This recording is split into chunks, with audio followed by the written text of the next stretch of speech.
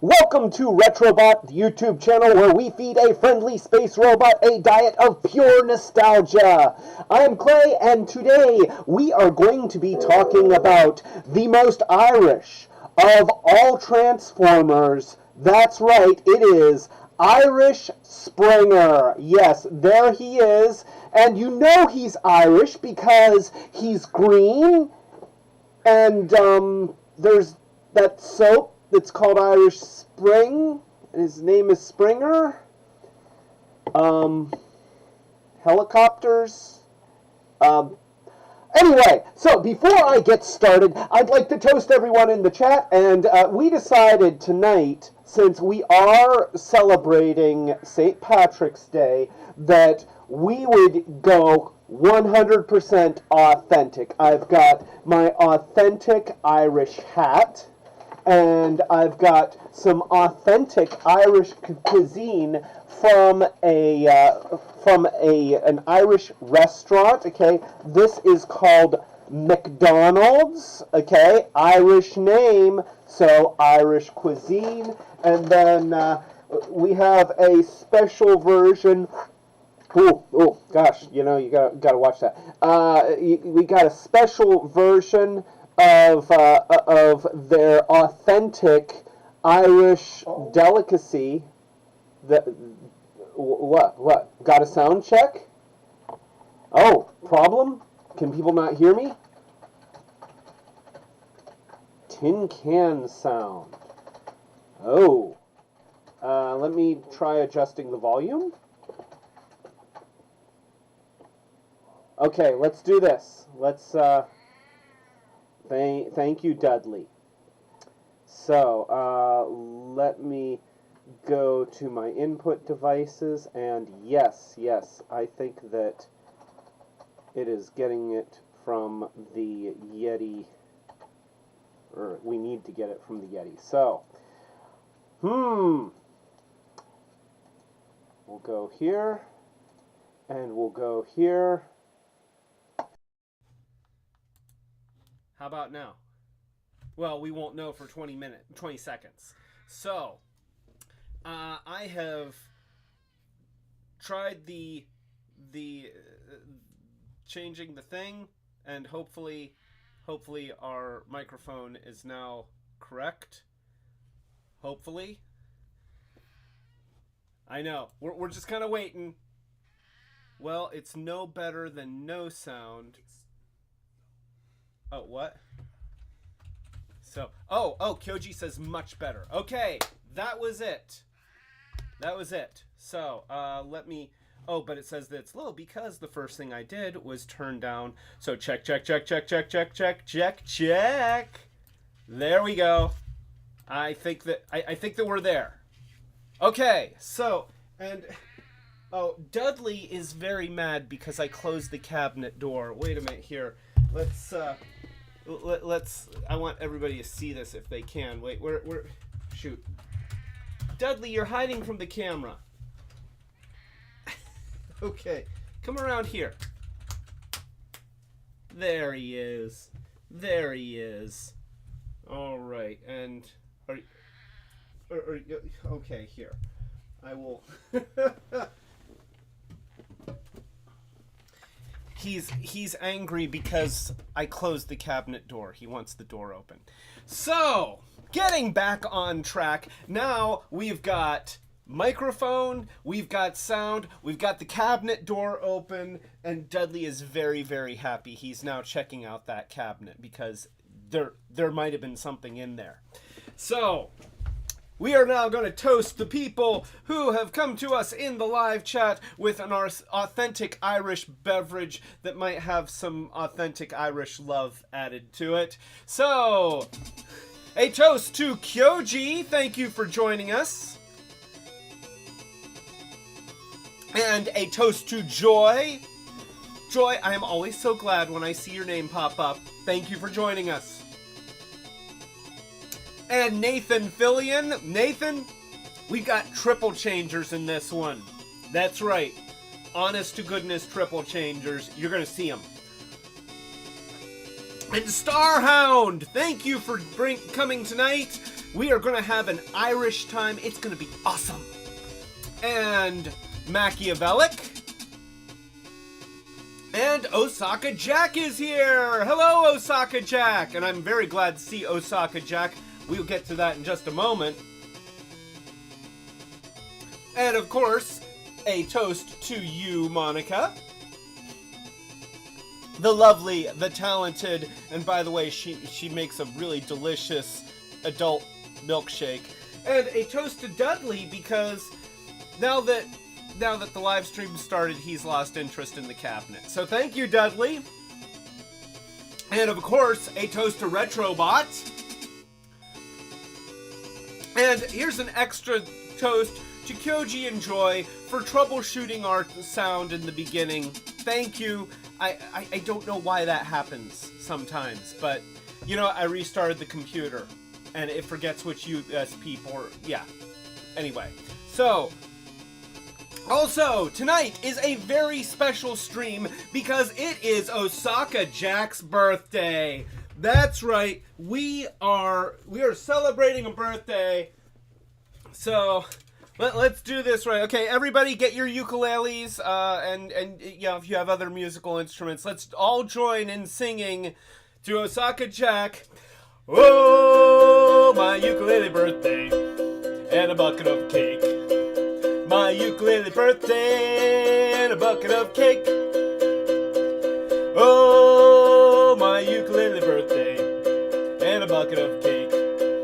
My ukulele birthday, and a bucket of cake.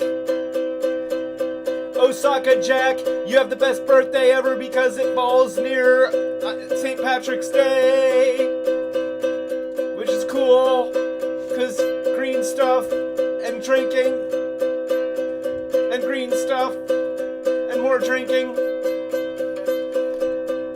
and a bucket of cake. My ukulele birthday, and a bucket of cake.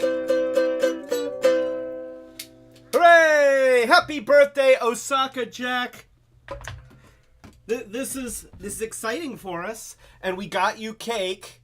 Here you go. It is cake. Well, it's sort of cake. Okay, so I'm gonna hold this up to the camera, and you just blow real hard into your computer screen. Yay! Good job.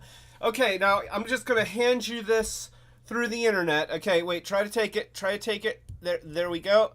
There we go. Okay. All right. That's good. So now, hopefully, there was no like data loss or anything in that. And oh, can I have some cake too? Okay, thank you. So and I will get some cake. And all right. So and you know what? If you save that cake on a file sharing site, then everybody else can have cake too. I'm pretty sure that's how the internet works, right? So so everybody go to the file sharing site and get your cake, and I'll just yeah. So so Director Daniel Mason is here. So a toast to Director Daniel Mason. I'm still eating cake.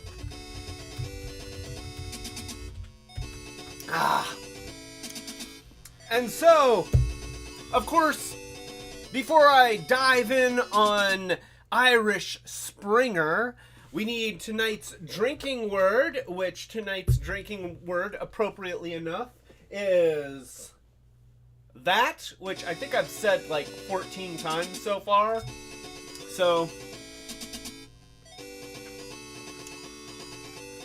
oh yeah, that's special. That is a special kind of happy right there. So, and you know, a little bit more Osaka Jack's birthday. So anybody who didn't hear, oh good, I can see Osaka Jack typed out his blowing out the candle. So that was very good. Very good. All right. So let's dive right in.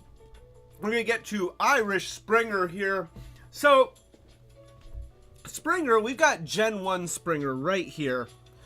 And he has a little bit of a distinction amongst a lot of the Gen 1 Transformers because he is the first actual Autobot triple changer shown in their media. Now, I remember back during Season 2 of the Transformers, of course, you had Autobot Trax, who had a flight mode, but he was still a Corvette. So he was sort of a triple changer, at least in the sense that he had a third mode, but it was more of a variation of his second mode. It wasn't like he transformed into a jet, he just transformed into a car that had wings. And I was actually kind of surprised that they used that on the show, because very oftentimes when characters had these sort of, pseudo half alt modes or modified alt modes, they didn't usually use them in the TV show. But Trax, I guess, he was more like a mask vehicle. Yeah, he of course a mask vehicle that could turn into a robot, but Springer was the first Autobot triple changer to actually be featured in their media, and he debuted in Transformers the movie in 1986. So the toy was based off of the design that Kyoji also says he was a mask vehicle. So, you know what? Yeah, he probably was. Because, he was a guy that was interested in style. And the mask guys had style because, they had the cool masks and everything. So I can see them getting along. And, they did that whole racing thing at some point. So, yeah, I can see Trax absolutely. And, we never saw him after Season 2. So he didn't die horribly in Transformers the movie in some gratuitous way that emotionally scarred a generation. So he must have gotten out. He was like, yo Prime, I'm out of here. I'm like outies. Except not an Audi because I'm a Corvette. I don't know. I apologize for that. That was a terrible joke. But so we have Springer. And in Wave 3 of the Transformers, of course, the Autobots finally got triple changers. They got Springer, and they also got Sandstorm. Sandstorm turned into a dune buggy, a helicopter, and a robot. So helicopters were big. And so Starhound says, but no one knows what hides behind Trask's masquerade. It's because... mask, because yes. I feel like I should have been able to sing that. Mask had a good theme song, and we'll have to work on. We should do a mask, except I don't have any mask toys. I have no mask toys, so I would have to invest just to be able to do that. But gosh, Mask is such. I mean, it's kind of iconic. So I would love to see us do a Mask thing. So.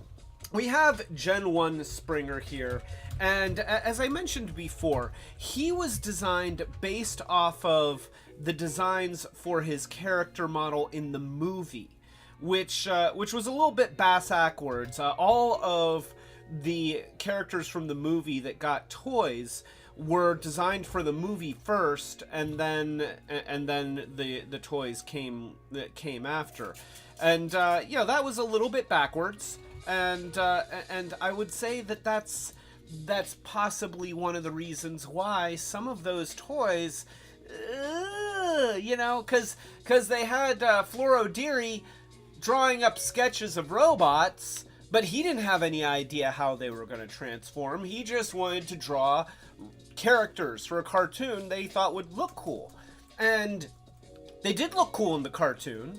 They look great in the movie, but turning them into really good toys was, especially during a time that they were already showing the signs of cutting cutting corners and reducing the quality and things like that. So it was kind of two decisions that don't necessarily lead to the best toys colliding at the same time to make some not great toys. Kyoji says all were designed for the movie except Ultra Magnus, and that's true. Ultra Magnus was one of the Diaclones, and he was based off of, I forget the name of that version of, but it was, yeah, it was the Diaclone.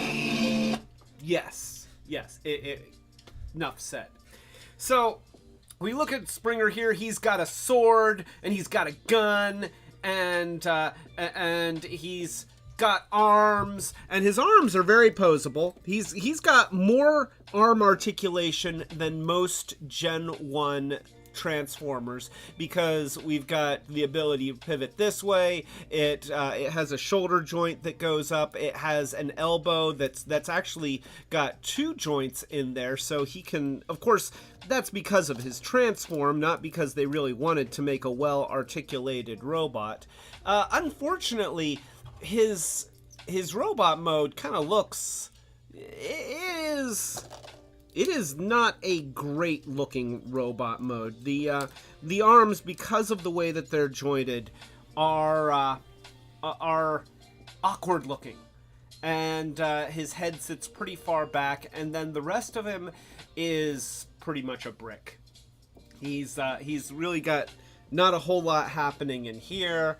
The proportions are not great. I feel like I've always wanted these fender-looking things to rotate, but they don't. They just slide. It seems like they should rotate, but they do not. But he is a triple changer, and so we can turn him into stuff. So let's go ahead and let's do that. Let's go first for his most well-known alt mode, and that is his helicopter mode. So of course we're going to put the elbows up, because that's what you do, and then we're going to hold these off to the side, and then we'll snap the chest up there, and then we will collapse the legs. And I noticed on my version, because he is really old, that the legs were kind of sticking. And I have some silicone spray here.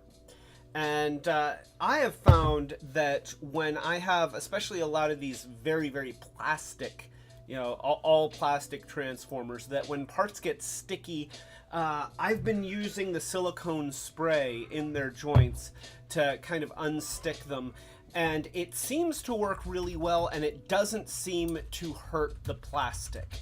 Now, of course, if anybody else has had other experience, please feel free to comment. Either if let's see, Liquid Wrench does easy green work. Oh shoot!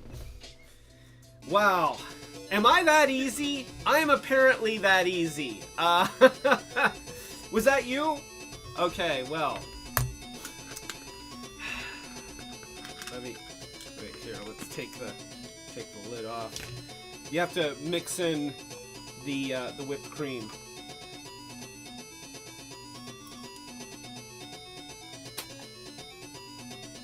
Chocolate chip.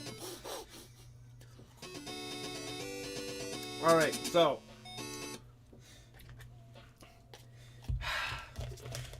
my own wife, she's working against me. So yeah, I squirted in a little bit of silicone spray. Oh, and Nature View is here, and she says, "Where's the green beer?" Which, thank you, Nature View. Just in case you didn't know, the word is that, and so I'm going to toast you. A toast to Nature View, and because I said green beer, and because I said green beer, and because I said no, I'm not. That is delicious, by the way. That is absolutely delicious. So, yeah, I don't use regular penetrating oil on my Transformers toys because, of course, plastic is made from oil, which means that oil can, over time, it can dissolve, it can damage plastic parts. But silicone spray, well, it's silicone, and it seems to work very well for lubricating those parts. And as you can see, it has enabled me to be able to slide in his legs, and it really is improved. Here, let's, that.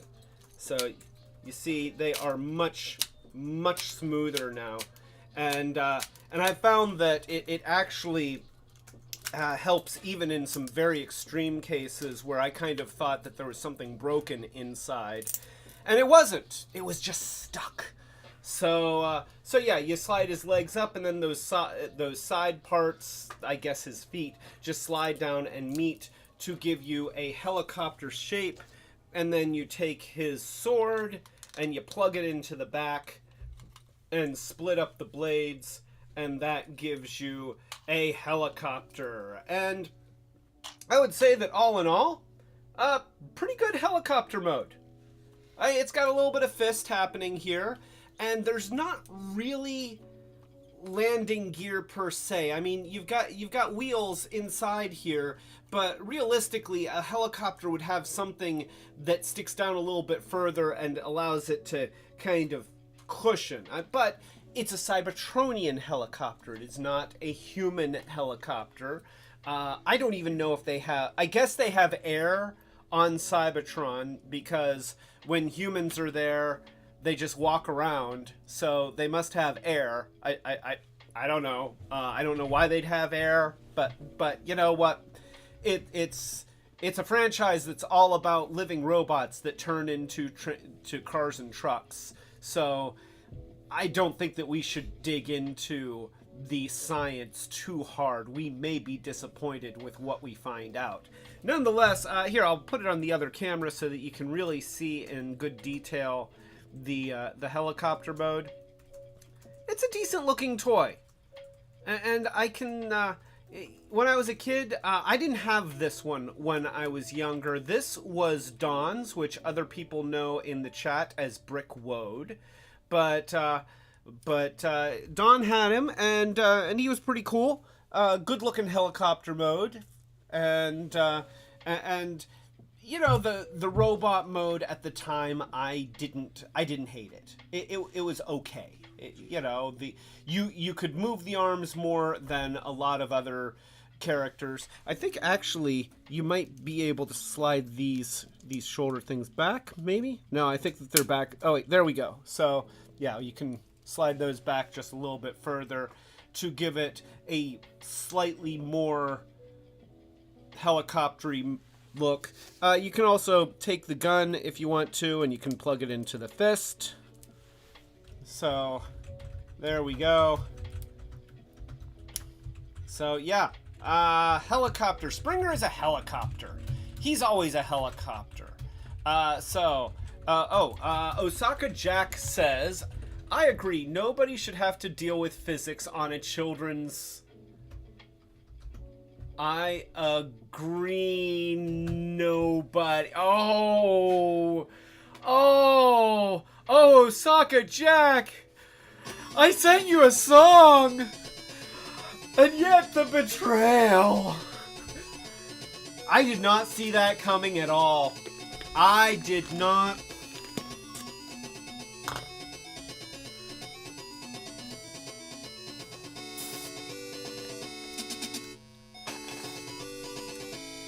Huh. We're getting to the end of that. We're gonna have to... Okay, there we go. So, a cupcake toast to Osaka Jack. That was very good. That was very, very good. I did not see that coming at all. So, here's a toast to Osaka Jack. Happy birthday.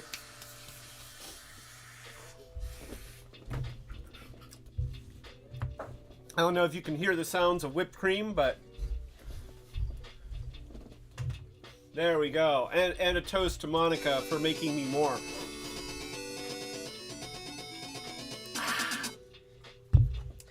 I am going to be so sick later. I am just going to be so sick. It's going to be terrible. But nonetheless, so we've well, I changed the camera view and then I went like this. That doesn't help. I either go like this or I change the camera view, but doing them both doesn't, yeah, it's, I've had a lot of that milkshake and it's deceptive what's in there. So we've got Springer, he's got his helicopter mode, which was the mode that you saw most often. Like in 99% of the scenes of the movie where he was transformed, it was a helicopter. I think that you saw him in his vehicle mode once during the fight on planet Junkion where he was fighting with Wreck-Gar, and for just a brief second he turns into a car so that he can drive in reverse, and then he gets stuck, realizes that he hates driving, and turns back into a robot. But he does transform into a car-ish. So we'll pull off the helicopter blades. And now we'll slide this down so that the wheels line up with this sort of empty space underneath. So it's like that. Whoops, that's just a little bit too far. So, yeah, there we go. So you see how that lines up. And then we flip in the arms, which exposes the wheels. And now we can take the rotor thing and we can split the tail and we slide those back into the position that they were in when he was a robot, except without extending the legs. And now you slide this back, and so that is his car mode. It's got wheels and sort of like casters. He's got casters. Osaka Jack says removable helicopter blades, or as I knew them as a kid, lost forever helicopter blades. Yeah, that is one thing that I've noticed with a lot of helicopter Transformers is very, very few of them really want to deal with the helicopter blades. You don't see very many that integrate them into the transform in any meaningful way. You saw it a little bit in Blackout. You know, they just kind of pivoted and then they hung off of his back, but they were still attached. And it was part of the robot's aesthetic. You, of course, saw it in the mask vehicle. It's the General Mayhem's jet thing that turned into a helicopter. The blades would one blade would rotate around, meet with the other, and then they'd sink down into the spine of the jet. That was a cool thing. That was a very cool thing. And the way that the wings would flip out of the side and go, you know, that was cool. So, notes, what about the Protectobots guy, Blades? I think that his blades just rotated around and hung off of the back. So yeah, but with just about every other large Transformers helicopter, I would say that the vast majority of them have you remove the blades, which, you know, I would respect it more if they dealt with it, but at least as a triple changer, because this is a third mode, if he does lose or break his sword, which in Transformers the movie he did break his sword. When he was fighting with Wreck-Gar, he broke his sword, which, did that happen right before he turned into... Yeah, I think that, yeah, Wreck-Gar broke his sword, so he turns into a car. So, he can, if he breaks his sword, he can turn into a car. So let's take a look at this, whatever this is. This is his car mode. It looks car-ish. I've never been hugely fond of this mode. It's it's like, it looks a lot like a helicopter. The fact that the back end is more narrow and doesn't have real wheels of its own kind of hurts it. And I understand it's supposed to be a Cybertronian ground vehicle, and so they're taking some liberties there. I do like that the body of the vehicle has been extended back. It kind of makes it look a little bit more like a van or something, but it's still, it's still this, and that's, if Trax doesn't get to be a triple changer because his jet mode looks a lot like a car with wings, then I dare say, does this really count as a triple changer because his car mode looks an awful lot like a helicopter with no blades? Just saying. But it does have rubber tires. Let's take a look. We can admire the rubber tires. Look at those. Yeah. And I just noticed that my camera mount is working much better. Notice that I was able to make the adjustments to the camera without shaking it all over the place. So that's pretty cool. And the tires are nice. The tires on these Gen 1 Transformers were actually very, very nice. It gets to be a little bit of a problem when they start to break down and split because replacing them is problematic. So yeah, we've got Springer in his car mode, and really, Springer's always a helicopter. Every version of Springer, except for the Timelines version, which was a repaint of Transformers Cybertron Hotshot. But that's Timelines, and Timelines is goofy. But they always make Springer a helicopter. It's just, and most, a lot of times they try to have a triple change in there, but I would say just as often as not, he's just a helicopter. So Kyoji says, of the original G1 86 Autobot toys that were Cybertronian, I like Cup the best. His car mode's aesthetic fits best to what we saw on season 1 and 2. And I agree. I really like Cup, Gen 1 Cup. He's, for one thing, he's a pickup truck.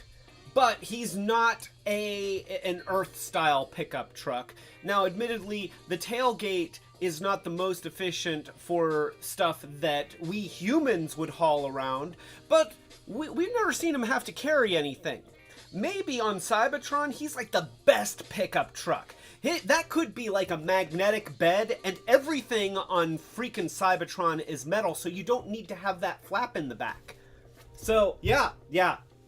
That's science there, okay? That's using the old plastic hat. So yeah, Springer looks like this. Joy says that she likes the pot of gold animation on the TiVo. TiVo. Thank you, Joy. Oh, by the way, a toast to Kyoji and Osaka Jack, because multiple comments, and Joy. Because I appreciate the observations. Just so that you know, you guys make these live streams so much better. I've every now and then I will sit down and I will re-watch the live streams, and for me it's a little bit agonizing because I have to see myself on camera, which fills me with horror. But I like to see how it's going, and I always turn on the live chat, and you guys make me laugh. because I don't get to see most of your comments, because, you know, a lot of times the chat goes really fast and it's just going and going and going. And so I miss stuff until Monica copies out a comment and then puts it on my screen, and then I can respond to it. So thank you. This is kind of a toast to everybody for being very witty and interactive and far more entertaining than I am on this live stream. Thank you guys sincerely very much.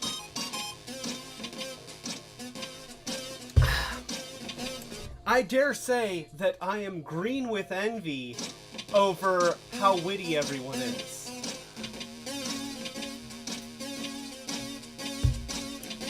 So anyway, yeah, we've got the little animation. I did not make that animation. That's one that you downloaded that, right? There are like a ton that people have made, and I'd like to make more. It's kind of fun. It's kind of relaxing. This past summer, this past spring, I don't know. It seems like it was a long time ago. It was around my birthday, because that was a birthday present. I spent some time I would sit there for a couple hours making little animations, and that's how we got the Pac-Man and the Max Headroom. And I need to do that again, but, you know, Retrobot wants his arm back. So, so anyway, so there you go. That's car mode Springer, and Springer is a helicopter. He's a helicopter. Let's take a look at some of these other guys here, because we have a bunch, and there's a lot of different versions. But before we get to that, I think that we need to have a word from our sponsor, Irish Springer. That's right. There's nothing like the refreshing scent of Irish Springer after a hard day fighting the leprechauns, which we have the leprechauns right here. Thank you. This is the Gestalt Combiner formed by the Leprechaun team. That's made of Lucky, Goldie, and Liam, and they merged together to form Seamus Maximus. So, thank you for that. That helps. So yeah, after you've been fighting with the leprechauns, you see what I did there? The leprechaun. I'm gonna put him away. Then I pull out a bar of Irish Springer. And because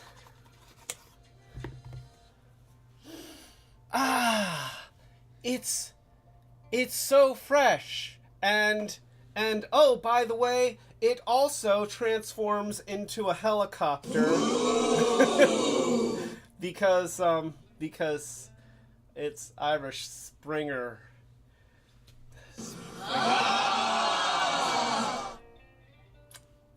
I'm gonna put that away now. So yeah, that's my Irish Springer. Probably spent way too long on that joke, but you know what? I'm gonna stand by it. So thank you. That was our sponsor, Irish Springer. So before we move on to some of the other versions of Springer, let's look at one that actually came a little bit before the others. So this over here, let's get it on camera. This is Transformers Energon Bulkhead, and you know what? Let me move these guys out of the way because this kind of takes up a lot of space, and so we'll just kind of get these guys. There we go. So this is Transformers Energon Bulkhead, and this is a cool toy. This is sort of what I was talking about last week, about how the Energon line had a lot of really, really cool toys, and this is one of them. So for most of the Energon line, there were actually several gimmicks that were at play at the same time, all vying for attention. So you had a lot of the deluxe size Autobots that were made with combining gimmicks so that they could pretty much split at the waist and then combine with each other to make a robot that wasn't really bigger in stature, because it was just the upper torso of one of them merged with the lower torso of another, and then the rest of their bits just kind of hanging out their back. But usually you could, and Nathan Fillion says whoop whoop, so a toast to Nathan Fillion for that whoop whoop.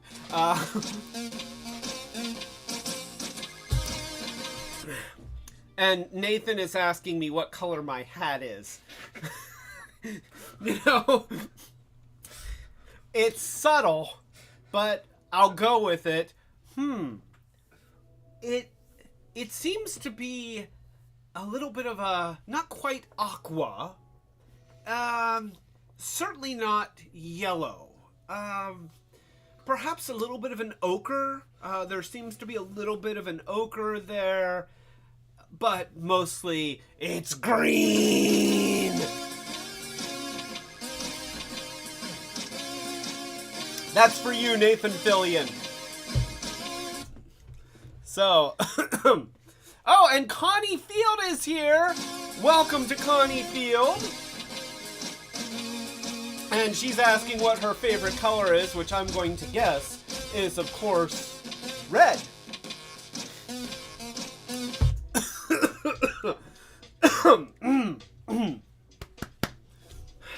So, the characters at this scale had light and sound boxes integrated into them.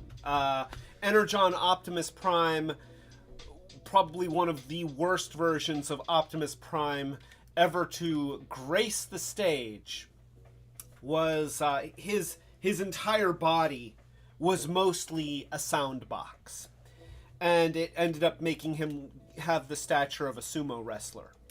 So with characters like Bulkhead here, he and Landmine had these extra parts, and you can see this is. So yeah, this is a rocket boost pack, and when you press on Springer, it presses a button and causes the guns to flash, and the guns are are pivotable, and you've got the rockets which move around, and they can do stuff here, and of course it is attached to the vehicle. And Landmine had a similar sort of a trailer type thing that had treads, and it became a backpack when he was in robot mode. This is also detachable, and it becomes a walking mech. So here, you just pivot this down, and it's got some clickers, and then you can do this, and you pull the legs out, and it's got these neat little spring-loaded flap doors that automatically close, and then the booster rockets spread out to make feet.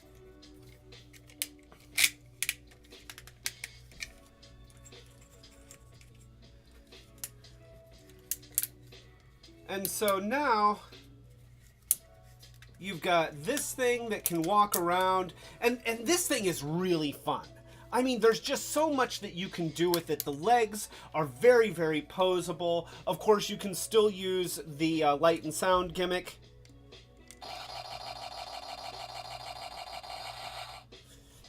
So that works really well. Let's show it on the other camera so that you can see it in all its glory. So there it is. Let's see if we can get it to stand on its own. And of course, you can position it any way that you want. You don't have to have it in, have this up. You can have it forward. You can make it look a little bit more like an Ed 209 type thing.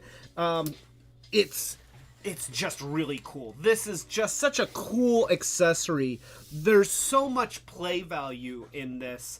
And to me, it doesn't matter that it's big and it's bulky and it's kind of unnecessary, because it's cool and it's fun and it looks like what it's supposed to be. That's really what makes it work, is that it looks like a two-legged mech thing with machine guns, and that's just cool and it's fun. And so then you add that to this helicopter mode, which, okay, it has a little bit of robot arm up here. I will admit to a certain amount of robot arm on either side here. But other than that, this is a really cool looking robot, or helicopter mode. So, Kyoji says, that was a fun toy, definitely one of the better Energon toys that I bought for my nephew back in the day. Osaka Jack says, the batteries never lasted long, and honestly I feel like that was to give parents a break. So anyway, a toast to Kyoji and to Osaka Jack. So that was the whole soundbox thing, the whole soundbox era for Transformers.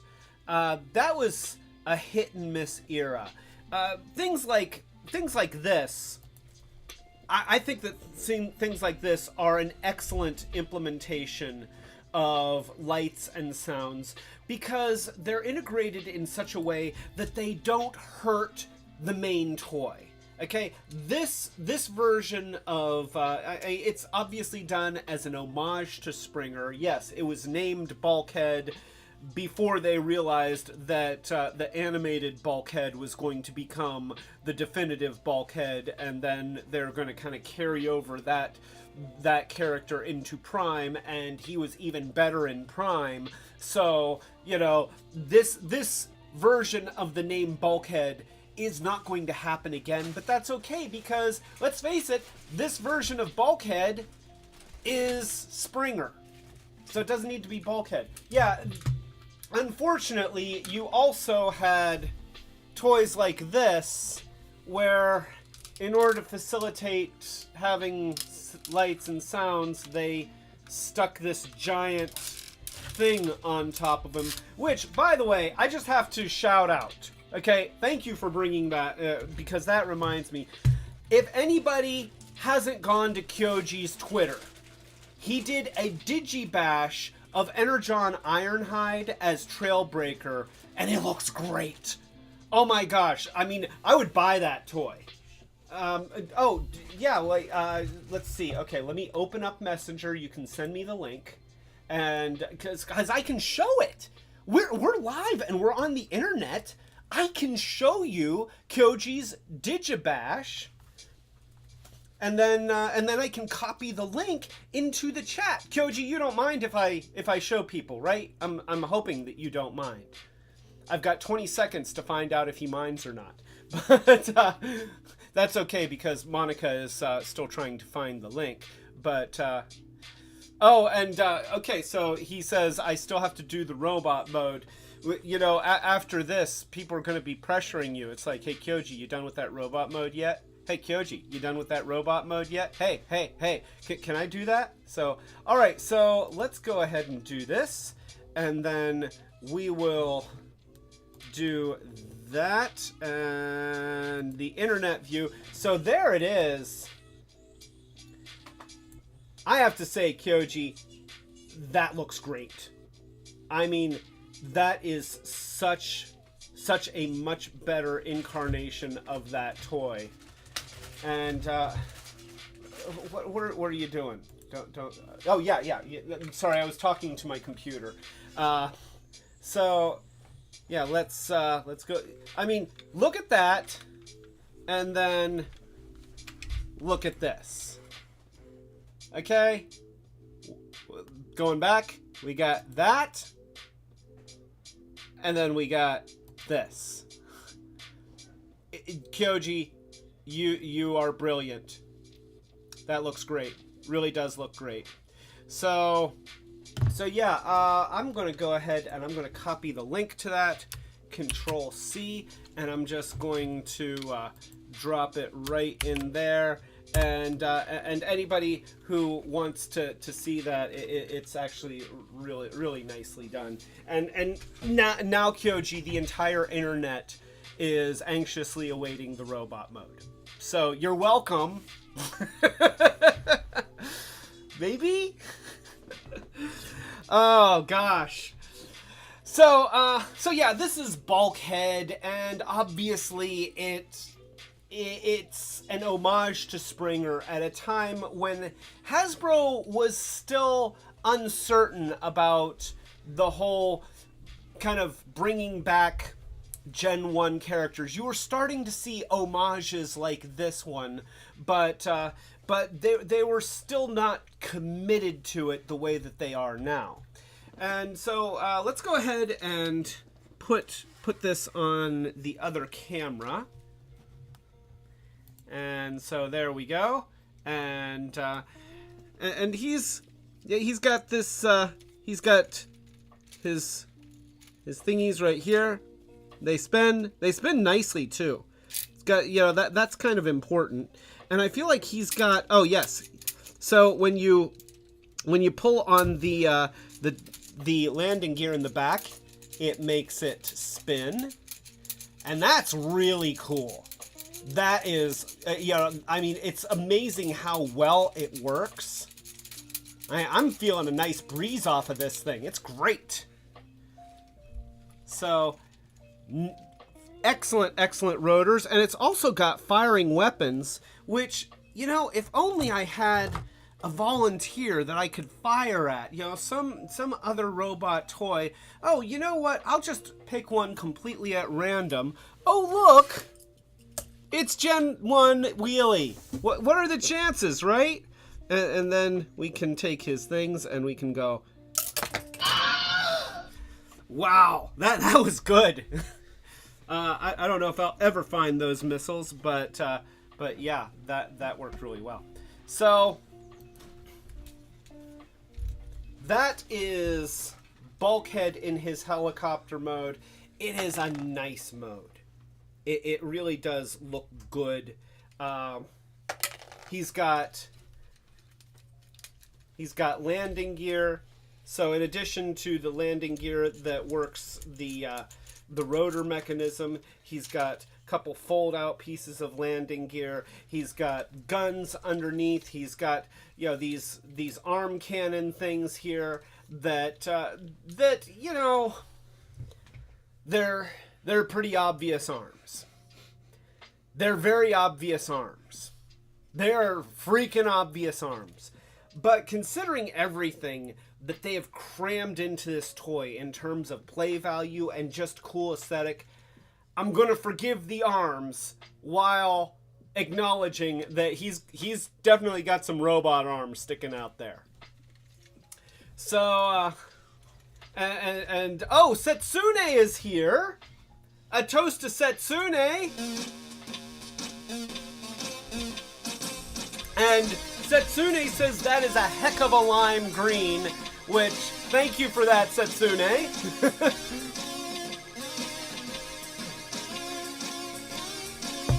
That's two of those that I've polished off tonight. I am going to be in so much trouble in about 15 more minutes. But yes, the color is very bright. It is kind of neon. But it's still, I still think it looks pretty solidly Springer-esque. So, yes. So let's go ahead and turn him into a robot, because he does not have a car mode. There is no third mode. There's the jump jets that turn into a walking mech, and that's its own thing, and it attaches to the bottom, and then you have the robot mode here. And so we're going to flip up the landing gear, and we can pull out the arms, and we can pull the legs out from the underside here. And now we're going to pull the legs down, there's just a pivot point right here at his waist. The arms are on these double hinged panels, so we're going to pull those forward. And then while we've got the clearance, we are going to flip the guns around the wings. This is a great maneuver. I really like this. That is just kind of a cool maneuver right there. And so now we can pull the legs down the rest of the way. And actually, let's do this. Before we pull them around the rest of the way, let's rotate at the waist. And we'll try and do it without catching the gun on the tail. So there we go. And now we can pull the legs down. We can rotate the legs forward. And we can flip out the feet. And he's got nice big feet. And this is something that they haven't been doing as much. I think that over the years, feet have been getting progressively smaller because back during the Energon line, and then especially during the Cybertron line, the feet were huge. But it made your Transformers stand up. It was great. Having Transformers that would stand up, and as they continue to make feet smaller and smaller, getting them to stand up on their own becomes harder and harder. So I don't mind big, long heels, especially when they've got back kibble, which of course he does. Now, he does have his blades that kind of do sort of a foldy thing, but they also come out. So, in fact, you can actually remove this whole mechanism. You don't have to. And that's what I like about it, is that... Okay, here, if I can get it. Maybe I have to transform him the rest of the way before I pull it out. So, I'm going to do that rather than getting sidetracked. So we take the nose cone, we flip it under, then we flip the whole thing down, and you see these little side panels here. These things, they're just going to... They're actually on double hinges themselves. So I don't know if you can see this, but let's do that. So okay, so you have that little side hinge there, and yeah, that's... Oh, okay, wait here. It's gonna do a thing there, like that. And then that one's gonna go like that. And that just kind of tucks them in closer to the body. And then that goes in there, and then his head comes up, and then you take the arms and you put them next to the body, and then you open up the end of the arm and twist the wrist around like that, and going to twist that around like that,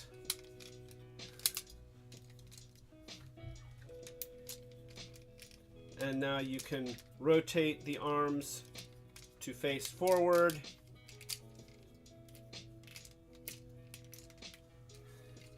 And so he looks like this, and now let's see if we can get that little thingy out. There we go.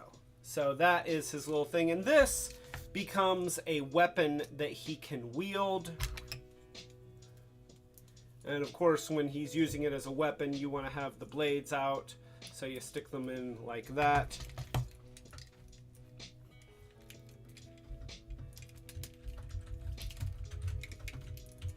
And see, the mechanism still works. So he's got that. So Joy says, do you think he'd look more like a military vehicle if he was actually camo green? I see what she did there. Yes, I bet he would. Thank you for that, Joy.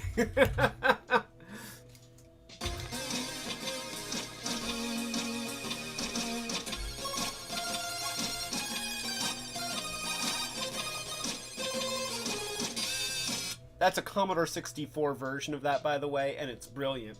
I killed that. And Kyoji says, fun fact, Bulkhead is actually named Springer in Japan, which specifically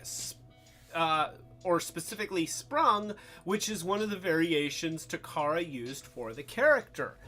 And yeah, that's thank you, Kyoji. Kyoji is of course right.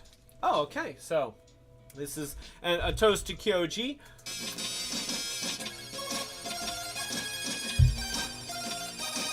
So yeah, in Japan, this was Springer.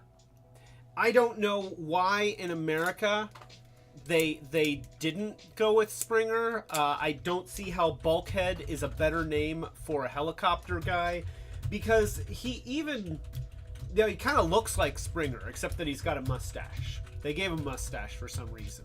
Osaka Jack says if they're going to go with Springer and Sprung, there needs to be a sprung. There needs to be a sprang.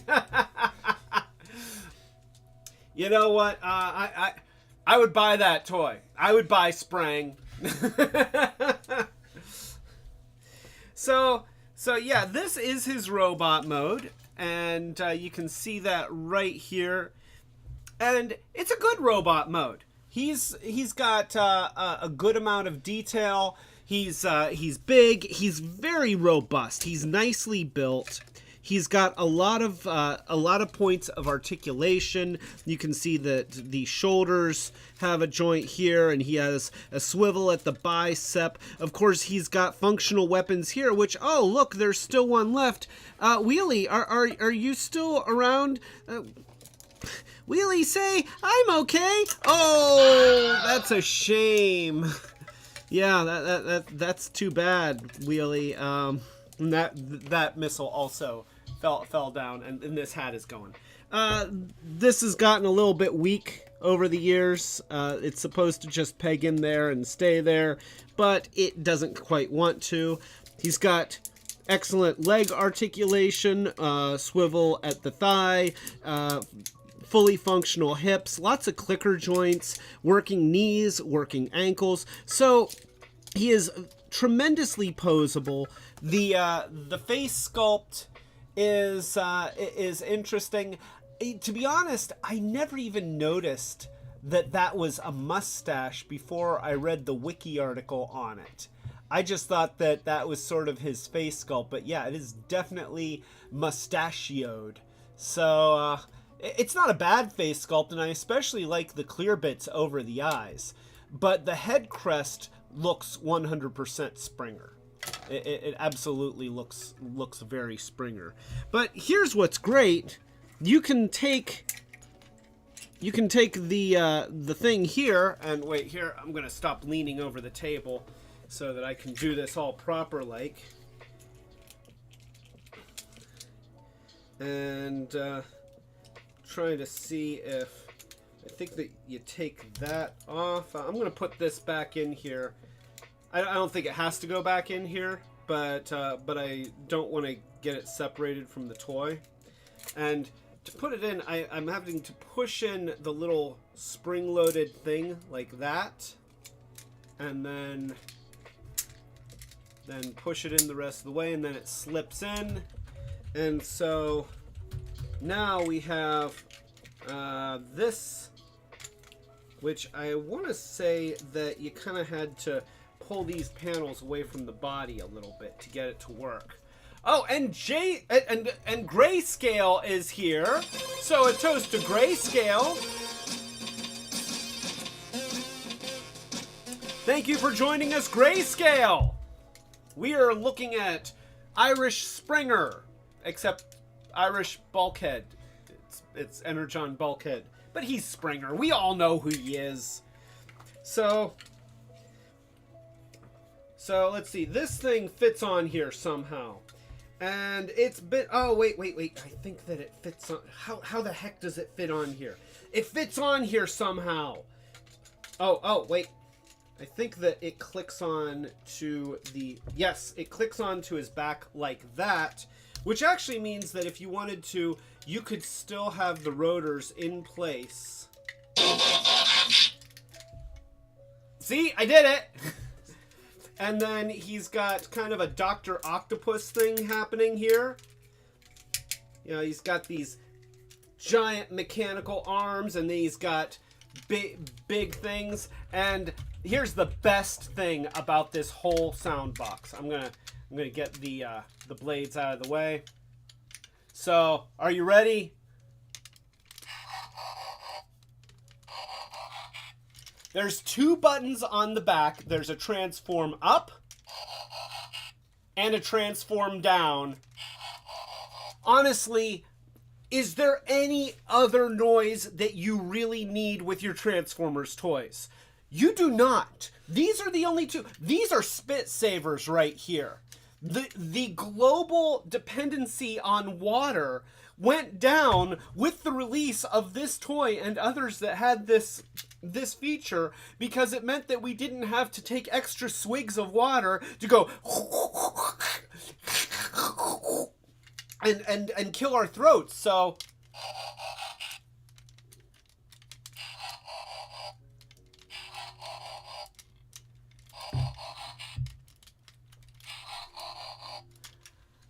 I love it.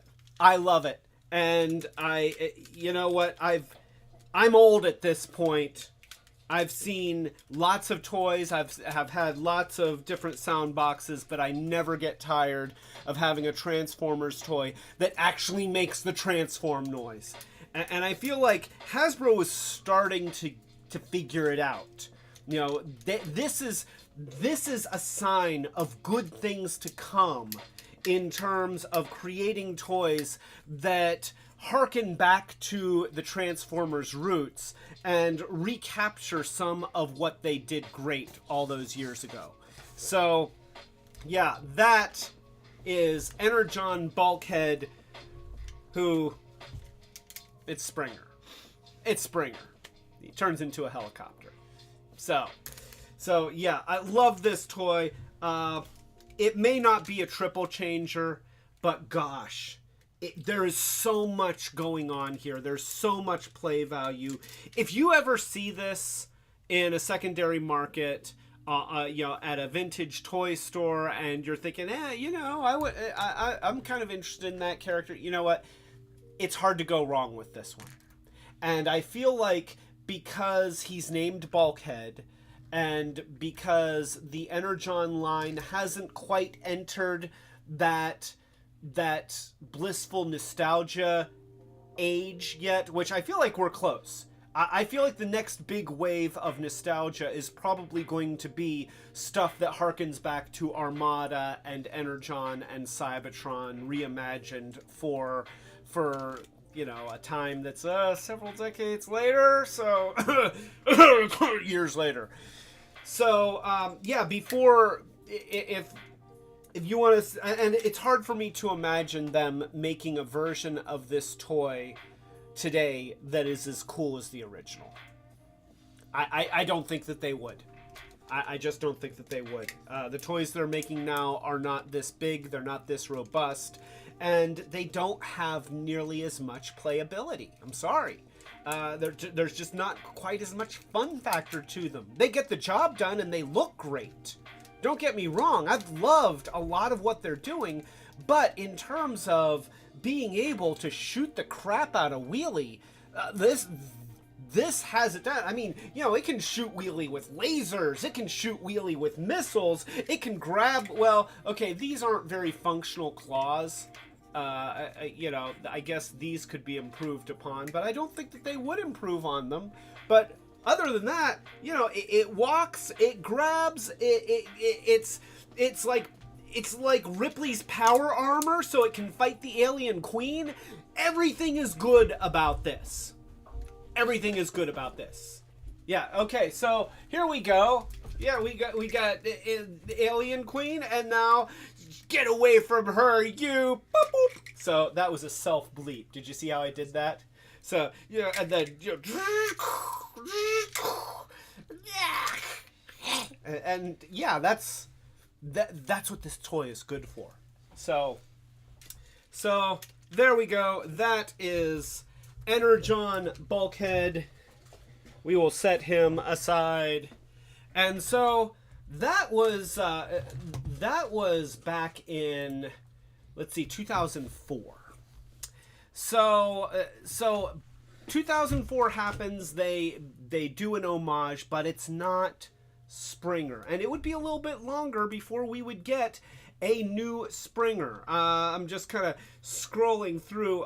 Yes, okay, so the next version of Springer that we would get wouldn't happen until 2012, 2013, and that is Thrilling 30. Yeah, it would have been 2013, released for the Thrilling 30 line, which technically should be 2014 because that would be 30 years from 1984. But that would be Thrilling 30's Autobot Springer, and that is this guy right here. And I have to say, this is an amazing version of Springer. It does not look show accurate. It completely reimagines him, but it does it in a fantastic way. So we have the helicopter mode, which has some shooting missiles in the front here. And here, I'll show you how they work. If only I had... Yes, I have Wheelie right here. So, so we've got Wheelie here, and then we can go... And Wheelie can be like... Oh... I feel like I don't want to lie, but I might have almost died. And then, oh! So those missiles are gone forever. And then this detaches here, and there's actually, wait, here, it's a little tricky to get with your finger, but it's in there. It's in there. Oh, I almost had it. There it is. So... Oh, okay, great. I have the missiles back. That's awesome. See, Wheelie? The missiles do come back. So we can just click those right in there. And that's awesome. And so, yeah, he's got landing gear, which is really great. This is actually a really neat looking helicopter. And yeah, it's kind of sci-fi. It actually reminds me of one of the flying gunships from the first Terminator movie. That, now granted, that wasn't a helicopter, but you remember the flying thing that was the hunter killers? Yeah, it kind of reminds me of a hunter killer. Let me see if I can get it just a little bit more in focus. There we go. So you look at that, it's very, very cool looking. There's a lot going on here, but it is very, very clearly exactly what it's supposed to be. You know, we have these parts which, you know, this is where the wheels are in the back, but what they've done is they've decorated it to just be kind of circular motif. It kind of looks like a side-mounted turbine of some sort. So I'm perfectly happy to accept this as a rotor. I mean, honestly, is that... Here, let's get close up. So, is that really any less of a rotor than that? I think not. So, this is how far they've advanced, and I am getting messages here. So Machiavellic says, "Yo, Clay, are you excited for the Snyder Cut of Justice League? I'm hoping they hint at other Justice League members like Martian Manhunter and Green Lantern or Blue Beetle." Very, very, very nicely done. I'm gonna drink anyway. So, we watched the Snyder Cut last night. 4 hours. 4 hours. And oh, by the way, Kyoji, yes, you're right. I missed 2008 Springer. And oh, Brick is here. Hello, Don. Hello, Brick. So, jumping around, Snyder Cut. We watched it. And what I will say is that, on a whole, it's a much better movie than the original Justice League. It makes more sense. I'm not deeply into the mythos of the DC universe, and I don't know anything about mother boxes, and I don't really know anything about Darkseid. I know he's one of DC's really, really big bads. But other than that, I always get him confused with Apocalypse, and so when I saw the first movie, I really didn't understand a lot of the narrative of why things were happening. I mean, I got that they were happening. It wasn't like I was lost, but it just wasn't really well established. And Steppenwolf's character was really not. He was just kind of a guy. He was another big bad, but you don't get to know him as a character either. So the new version is much, much better in those regards. It's not really any fun.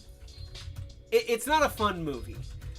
They did still keep that golden moment where they're fighting Superman and the Flash runs around and then Superman starts following him with his eye, and you see Barry going, and that is cinema gold right there. But they needed more of that. One of my problems with a lot of the DC movies, a lot of the ones that don't work, they tend to have the same problem over and over again, where they just want to be dark on top of dark with more dark, and we're everything's dark. Oh, look, Lex Luthor, he's dark, and the Joker's dark, and Batman's dark, and Superman's dark, and no parents, and everything's, and when everything is, when the only daylight shots are shot in the rain, and everything else is at night and sepia tone, then there is no contrast. And you become, as a viewer, you become desensitized. And instead of it being impactful, it's just not fun. And I think that that's something that they have done a lot better in the Marvel Universe overall. They've managed to balance the lights and the darks, the serious moments with the frivolous moments, and let you go on ups and downs, moments of excitement, moments of joy, moments of sadness, moments of tragedy. And that's something that this movie lacks. It's not a bad movie. It is better. But I'm probably not gonna watch it again. It's a lot of work. And some of the stuff that's in there just doesn't need to be. So, anyway, so Setsuni says, if you get the missiles back, did you even fire them? Sounds like they can't prove anything in a court of law, Wheelie. You know what? Yeah, the missiles, I don't... There's no evidence here of missiles being fired at Wheelie.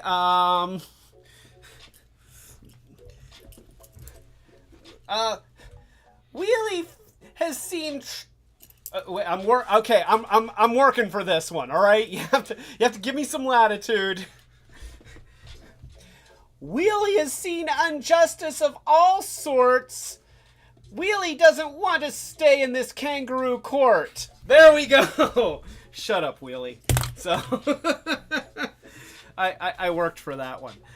Mason Fur can't make it tonight. Storm knocked out the internet, but he says hi. Well, everybody, please say hi to Mason Fur. I'm sorry that your internet isn't working, but if you watch this live stream, okay, wait here. This is for Mason. Can we take a moment for Mason Fur? This is for you, Mason Fur. I hope that you... This is the test to see if he actually goes back and watches this. Oh, Mason Fur's got no internet. And that's all I'm doing. Mason first got no internet. Now back to Springer. You know, in a pinch, I really only know 2 chords, so that's all you get. So yeah, I'm assuming that if Mason Fur actually watches this after the fact, if he sees that, he's gonna leave a comment. So I'll be watching the comments. Don't tell him. Don't tell him. Oh, and I'm abusing my ukulele. So, yes, we did miss out on 2008 the Springer. We will jump back to that one. But this has been a chaotic live stream, and I feel like a big part of it is the amount of adult beverage that's crammed into these things. At least that's my excuse. So, we've got the hunter-killer version of the helicopter mode. It's just the hell mode. So, but it's a great helicopter mode. It looks like what it is, and it's got rotors that spin, and it's got side rotors in the side, and it's a killicopter. It's a killicopter. So yeah, we've got a killicopter here, and I really like the vehicle mode. And this one is a triple changer. So here we go. This one actually has 3 modes. So of course we're going to start by taking off the rotors. I know, but we're just going to have to suck that up. We're going to have to get past that if we want to be able to move on. So we're going to take the landing gear in the front and just tuck it up into the nose. We're going to pull these wing things away from the sides, just like that. We're going to pull the arms of the robot away from the sides, just like that. We're going to flip up these little panels. See these see-through panels with the windows? Those are going to rotate around like that. We can take this whole assembly here. Okay, see how it's on that double hinge? Well, that's going to go back like that. We're going to fold these landing gear forward like this. We're going to take the... oh, actually, we're not going to do anything down here yet. I always want to jump to that part, but we're not doing it yet. We're going to take these. You see how those are on kind of a double hinge thing, so we're going to move those forward like that. There we go. And now we take these side panels, we straighten them out, and we click them in, and see what's happening here is these parts with the windows are going to merge with the cockpit of the helicopter to give us an expanded passenger compartment. And then we just kind of squeeze from the side to get everything to click together as best as we can. Now we've got these little panels here. They rotate around like that, and then they push in. So I'm going to do that on this side as well. I'm going to rotate around and then just push it in. Just like that. And now we've got the legs here. We're going to make sure that this is up out of the way. And then we're going to fold it in. And there's a little tab right in here, a little rectangular tab. And it's going to engage this slot on the side here. And so you just have to... actually, no. The little rectangular tab gets that little slot right there. So that's really what you want. And you're going to have to adjust the position of the leg to make sure that it locks in there. So you've got that, and then you do the same thing on this side. You get them to lock together like that. And now you should be able to do just a little bit of a squeeze to get things to click into place. And there you have his Mad Max car mode This thing's cool. Oh, also, here, let's take this. Because you do have weapon storage. This is cool. What they do is you take this green piece and you slide it that way. Just like that. And then you put the blades together and that makes a sword. And it's a very nice way to create the sword. And then you've even got weapon storage here. So you've got these two little tabs here. You can just slide them up like this and hold it into place on the undercarriage of the vehicle. And now, when I go, oh, holy crap, look, there's McDonald's there.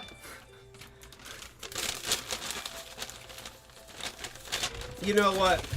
I kind of need this because I've had so much sugary stuff. I could use sugar and booze.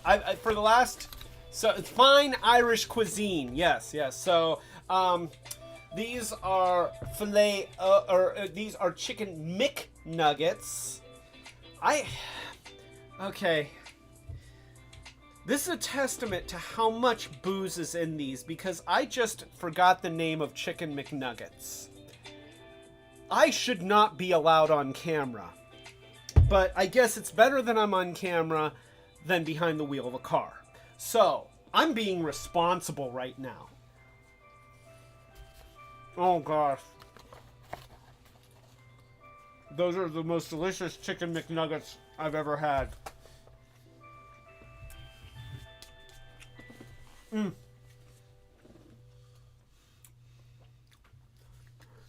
Just like to point out that my channel is not sponsored by McDonald's or actually anyone else. Doesn't mean it couldn't be. Yo, Ronald. Jeez, I was looking. Okay, Ronald. You know, just do this to make a phone, and then.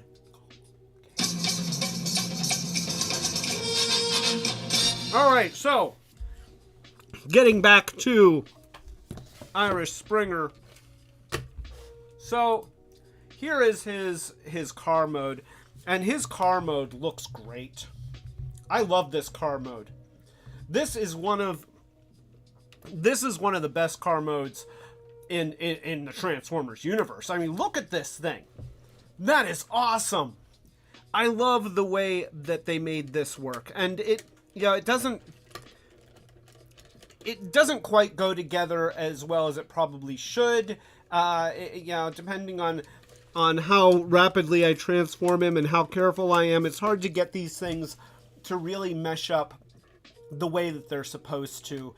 But honestly, I'm not going to ding him for that. This is a complete transformation. It doesn't look like a car that turns into a helicopter. It looks like something from Mad Max. Yeah, to me, that's what this is. This is a Mad Max vehicle. It's got big knobby tires that look awesome. It's got these panels on here, which, you can put them out here and make like a spoiler. And do stuff like that. So you can have them like that. There's stuff that can be done just for play value. Whatever you think is cool. I usually just leave them up like this to be like extra bits of armor that are on the roof. I love the headlights. I love the whole aesthetic. And to me, this is one of the best triple changing Transformers that they've ever done. Because honestly, we've seen a lot of triple changers over the years. And they always have a varying... there are sacrifices. There are sacrifices that have to be made in order to make a triple changer that works. We even saw, like, the Siege version of Astro Train. It's big, it's got the coal car, it's got a really cool looking space shuttle for the most part, and a really cool looking train for the most part. But most trains don't have two different axle lengths. Did you ever notice that the front end of the train has a narrower wheelbase than the back 3/4 of the train? Yeah, and that's just, it's something that wouldn't really happen. Yeah, that just defies the whole way that trains work, but you give them a conceit because it's really cool looking. And you have that space shuttle, which looks really, really cool, except for that unfinished portion in the back that doesn't have any panels on it, and instead has some, you know, kind of robot garbage. It's a cool toy, and I love that toy. But because of the 3 modes, sacrifices had to be made. Original Blitzwing had a very obvious backwards turned jet nose cone right in the surface of the tank. Original Astro Train had a pretty decent looking train mode, a pretty decent looking space shuttle mode, and his robot mode was so every triple changer struggles. This one really, really does work. I think that it's the best of having all 3 modes that all look substantially viable in their own right. So Machiavellic says, can we agree Springer's color palette makes him look like he's sponsored by Sprite? Why, yes, we absolutely can. I wish I had a can of Sprite now. But yes, he does. You know, I could see a Sprite logo on the side here. And, you know, either that or 7-Up. You know, 7-Up is usually more green. Gosh darn it. Just, yes. 7-Up is pretty much straight up green.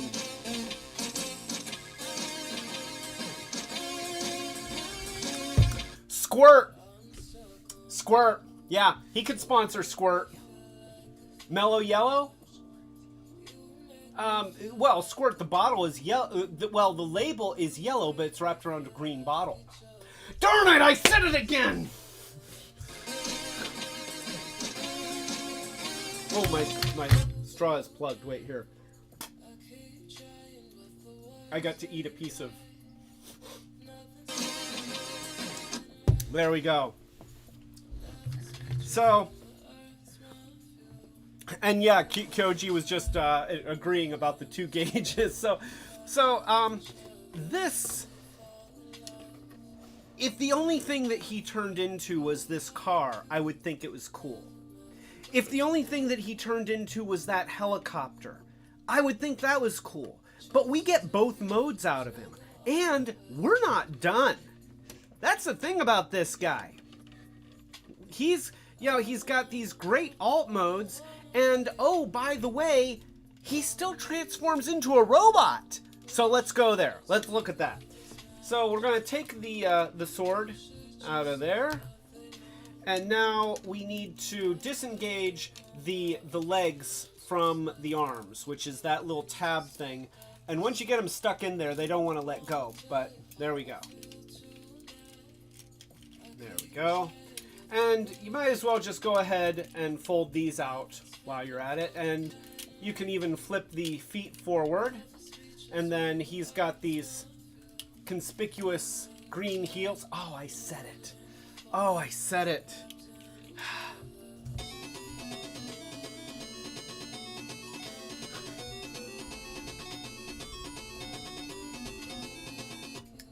I have to suck harder because there's chocolate chips in my straw. Wait, maybe if I... Oh, now I just splattered stuff. I almost said what color the stuff was. It's gonna be a long night. I just lodged them. I got a whole bunch of chocolate chips in my mouth. That's great. I also got milkshake on my face. So, that's less great. Alright, so... the little tails I just leave them down by the feet like that. It gives the heels a little bit of extra support when he's standing. So you have these are obviously going to be the arms. So you remember those panels that were covering the wheels in the helicopter mode? They are going to go back into that position by pulling them out and rotating them up. So watch on this side, we're just going to pull them out. If I can get my finger in there. It's funny, when I wasn't really trying hard to show you, it just popped right out. But the other one, all right, here, can I get it? Can I get it? Don't be a jerk, Springer. Ah, there we go. So there it is. It just pulls in and out like that, and then it rotates like that. And now, so there is some engineering genius built into these arms. The way that they put all of these little things, like, so you have this bit that folds around like that. And then the fist is inside there, and then we close that bit of window glass around it, and that gives him a functional arm. Watch that again. So we're going to take the piece that has the fin, and we're going to fold it up like that. And then we're going to take the fist, which is on the inside, and we're going to just flip it out like that. And then we're going to take this window piece and just close it around like that. And it closes really nicely too. And then that allows him to have a joint right there. And so now you disengage that. You can take this and just fold it up like that. Pull this out like this. And now what we need to do is we need to pull those double jointed things out away from the body. And we can take them down like this. And at the same time, let's see. This is where we need to do some stuff. Okay, so we need to get the head. The head is under here. So we're going to pull that out. And you need to pull that up and then pass it through. And this gets a little bit tricky. This is where it's going to fight you just a little bit. Take out the landing gear. And then get the head to pass through. And now you can just fold the whole thing in. You don't even need to fold the landing gear back into the chest. That is kind of nice. And now you can take these side pieces and you can put them up and you can peg them into the side just like that and just like that. And now you take the back and put it up against his back and you can hand him his sword and he's got his guns.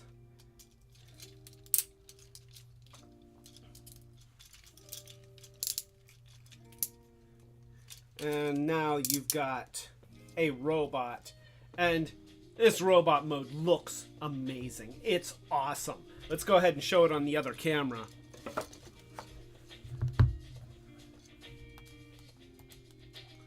Look at that. He looks great. He looks awesome. Let's adjust the camera just a little bit. So he is dynamic. He's got great proportions. He's got great posability. He's got a really good head sculpt. I mean, this is a beautifully done Springer. And yeah, he doesn't look like the cartoon, but honestly, the Springer for the cartoon was only designed to be a cartoon. And that made for a pretty unimpressive toy. This guy was designed by toy designers who know how to make cool toys. And that's the difference. That's why it's better when you start with the toy designs and then you have, you come up with a really good toy design and then go ahead and make a movie about it and make a TV show about it, make a cartoon about it, because the hard part has been done. the character already looks cool. We don't need to work to make it into something that functions, unless of course you're working on the Netflix series, in which case you're going to make a character model that doesn't transform, even though the toys can. But yeah, he's awesome. You look at, he's got so much going on, and it all works. There's so many little pieces, but it just adds to a fantastic aesthetic. I love the big wheels on the legs.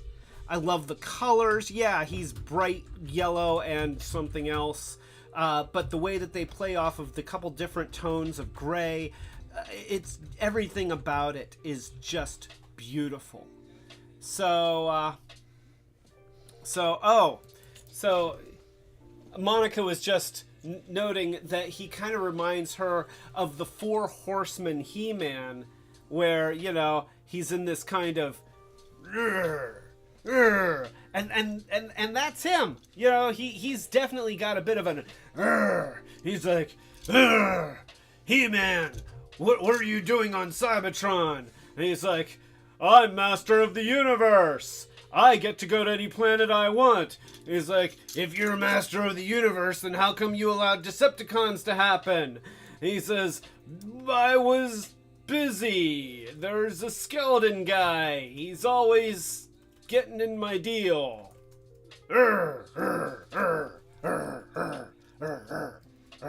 So, anyway, here, I will give you He-Man back. But this is a cool toy. This is a really cool toy. This is... Yeah, that's all. That's all I can say about that. It's... Everything is just beautifully executed on this toy. And if they ever re-released it, I would probably buy another. Just to have it again in newer condition. There's nothing wrong with this one, but, you know, plastic doesn't last forever. Well, plastic sort of lasts forever, but not in the right ways. So yeah, that is Thrilling 30s Springer, but this was not the next Springer. As Kyoji pointed out, so the Springer before that, I know I'm going out of order. We're going to go backwards in time a little bit. We're going to go to 2012, which was still quite a bit after Cybertron. And we are going to go to Generations Springer. And here he is in his helicopter mode, because Springer's always a helicopter. That's his shtick. He's a helicopter. And let's see if we can make sure that we get that in really good focus. So this is his helicopter mode, and it's a good helicopter mode. This is a bit of a smaller toy. He does have firing weapons.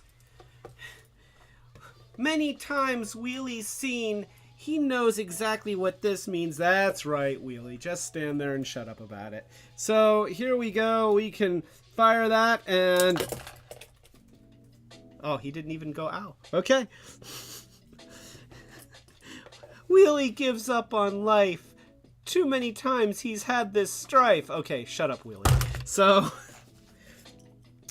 there we go. It's a good helicopter mode. I mean, you know, this is straight up just a nice realistic, well, mostly realistic helicopter. Now, on my version, the blades were drooping down a lot. And I actually had to spend some time flexing them to get them up to the point where they would spin freely, because when I would try to spin them, they always ran into the tail. And if there's one thing that I want in my helicopters, I want the blades to be able to spin. It just, you know, this doesn't have a whole lot of other gimmicks to it. It's got the firing weapons, and that's about it. It does have landing gear, so we have you know, the little folding out landing gear there, some folding out landing gear there and there. So, you know, it has those things. But you know, when you look at one that's like this, you know, obviously this one came sooner, but yeah, we got that. So, yeah, I know. I'm working backwards through time. It's not my fault. Milkshakes are delicious, and these ones are filled with booze. And dates are hard. I did bad in history. So, by the way, Monica wants to let everybody know that her tooth is doing okay. Most importantly, she has an appointment next week.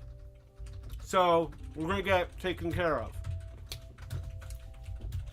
Hopefully sooner if they call us and say that they have an opening. So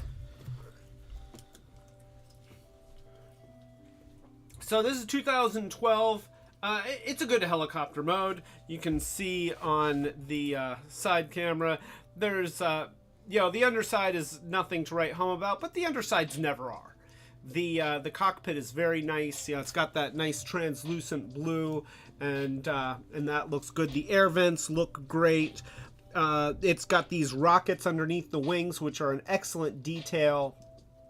The missiles, obviously they work. The molded in rotor looks great. You know, just the form of the thing. It's a really nice helicopter mold. And so, yeah, I don't want to downplay it, but I was just playing with one of the versions that I really, really love. So it's hard to step back and then start reviewing this one when I just did the one that I really, really like a whole lot. Not that I don't like this one. This one isn't bad. It comes with this little sword, which I struggle to have this store on him. It seems like there should be a 5mm hole somewhere where I could stick this. And then I end up just trying to maybe wedge it into the undercarriage somewhere. But yeah, there may be a place where it's intended to go, and if there is, I don't know what that is. I just don't know. So yeah, it does have a sword. It doesn't turn into a car. There's no third mode. This is not a triple changer. It is just a good solid helicopter mode. And that's the thing. Springer's always a helicopter. Always a helicopter. And Timeline Springer doesn't count. Just so you know, that one doesn't count because it's not a helicopter. If it's not a helicopter, it's not Springer. I've decided that that's the rule. So let's go ahead and let's transform this guy. And you can see when you pull the legs out, and then you have the feet, and they've got some stuff happening on them. So let's see, the feet are weird on this guy. I kind of see a lot of live action movie influence in the design of this toy. When you look at his robot mode and especially around the legs, you know, he's got very movie style legs. So you pull those down, and then we've got the back that's going to split like this, and then this can just kind of go together. It sort of makes a pincher, sort of a claw pincher, bladey type thing. And you've got the wings, which can come up like this, and then these are snapped together, and so you want them to disengage. So you see how they're kind of pegged in on the top there, so you have to pop them away from that.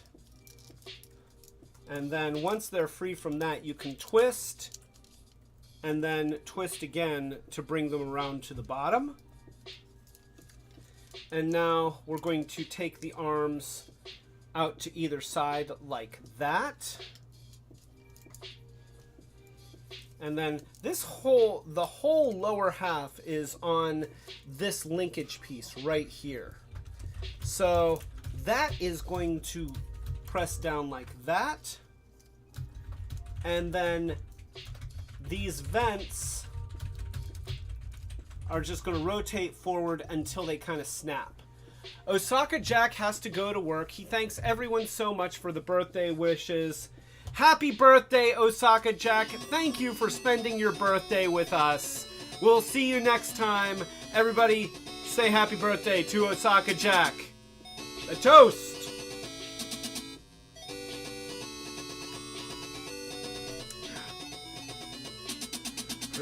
There's chocolate chips in my straw again.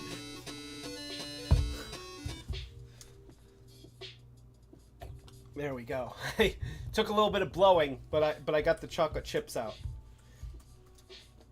So, just so that you know, an actual McDonald's Shamrock Shake does not have chocolate chips in it. So you won't have this problem. Also, an actual McDonald's Shamrock milkshake will not get you drunk. Just throwing that out for what it's worth. There we go. So, all right. So, let's go ahead and rotate the other side. And once again, that's just going to rotate around until it kind of clicks. The rotors do something interesting. So these rotors don't come off. I know, right? Instead, you rotate them around and they're in pairs. So you can rotate them out of the way there. You could rotate them around and have them up, like, up towards the top of his back. And normally I would like that, but they're kind of in the way there. So I'm just going to leave them down there behind him. And then you have the nose cone. You open up the cockpit, which I really like that. Okay, I love that you can open up the cockpit. That's always cool. And then the head is in there, and you bring it up, and then you can rotate it around.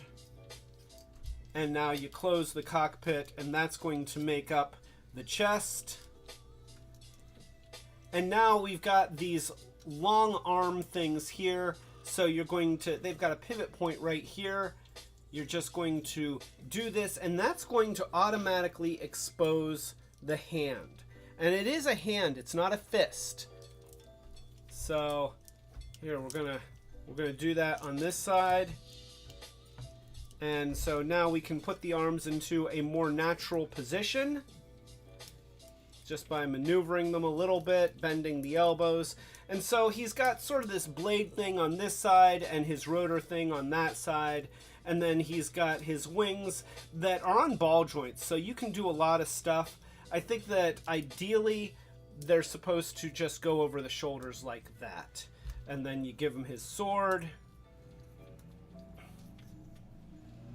And so there is his robot mode.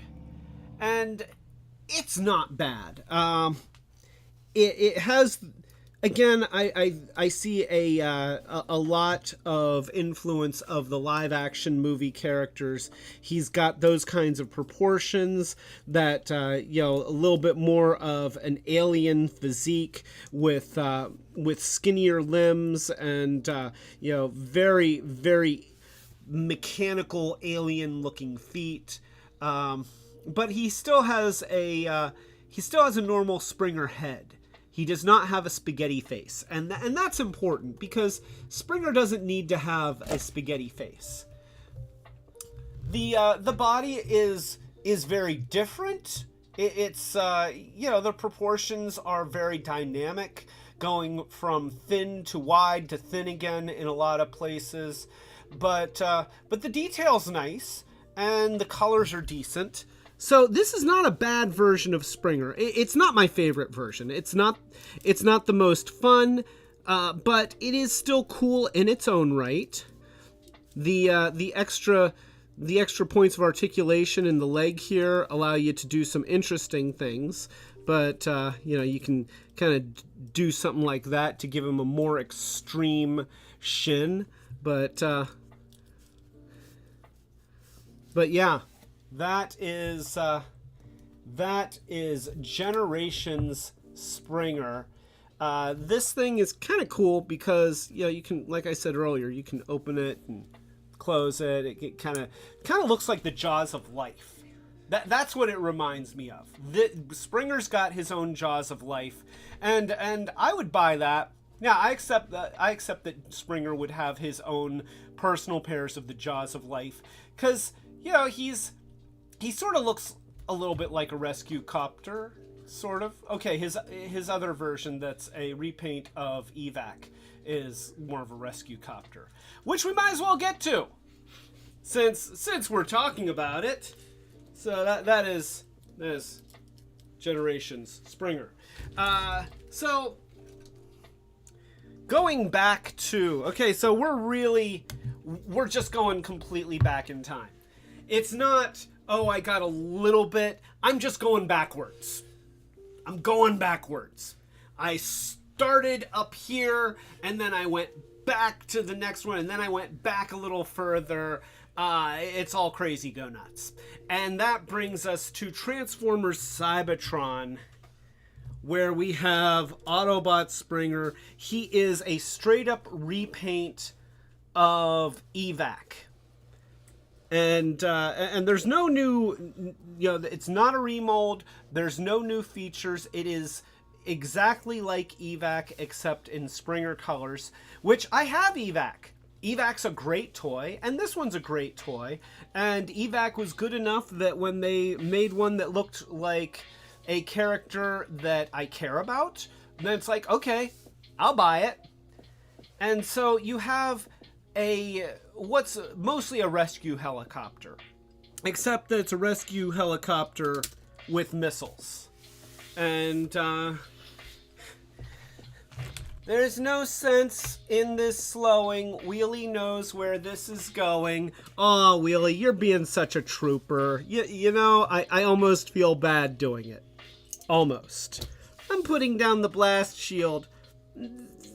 I know what this will yield. Come on, do it.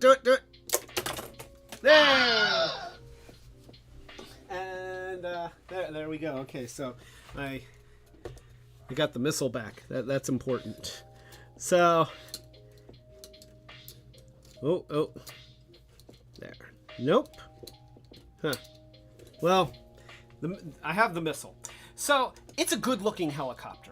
That's the first thing that I notice about this toy, is that the helicopter mode is actually very, very nice. The Cyber Planet key gimmick actually works really, really well. So, yeah, you've got these in the back. Not inconspicuous, but not really getting in the way of anything. And then you do that, and it just flung that missile off the table. I will never see that again. And usually for my Cybertron toys, I try to keep the planet keys in a position where they're not engaged, but sometimes that just doesn't work. It also has spinning rotors, so you can press on this, and wow, look at that!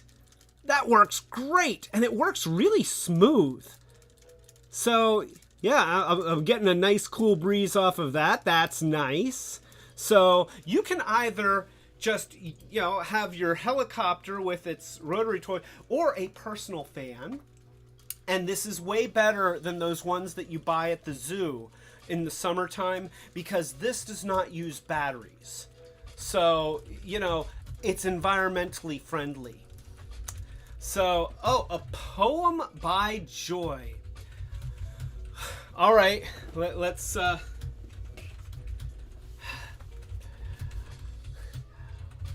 Wheelies.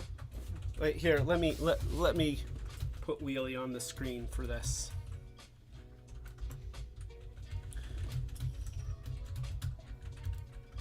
There we go. Okay, Wheelie, this is for you. This is by Joy. Wheelie's bruises green and blue. Oh, jeez.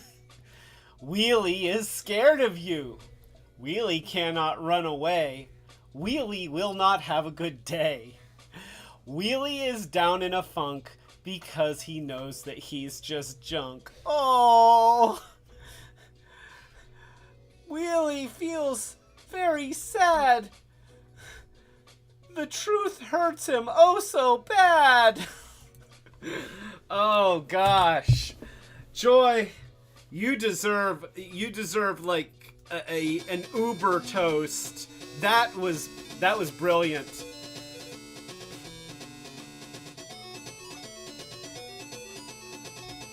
More chocolate chips. The chocolate chips are delicious. A toast to joy!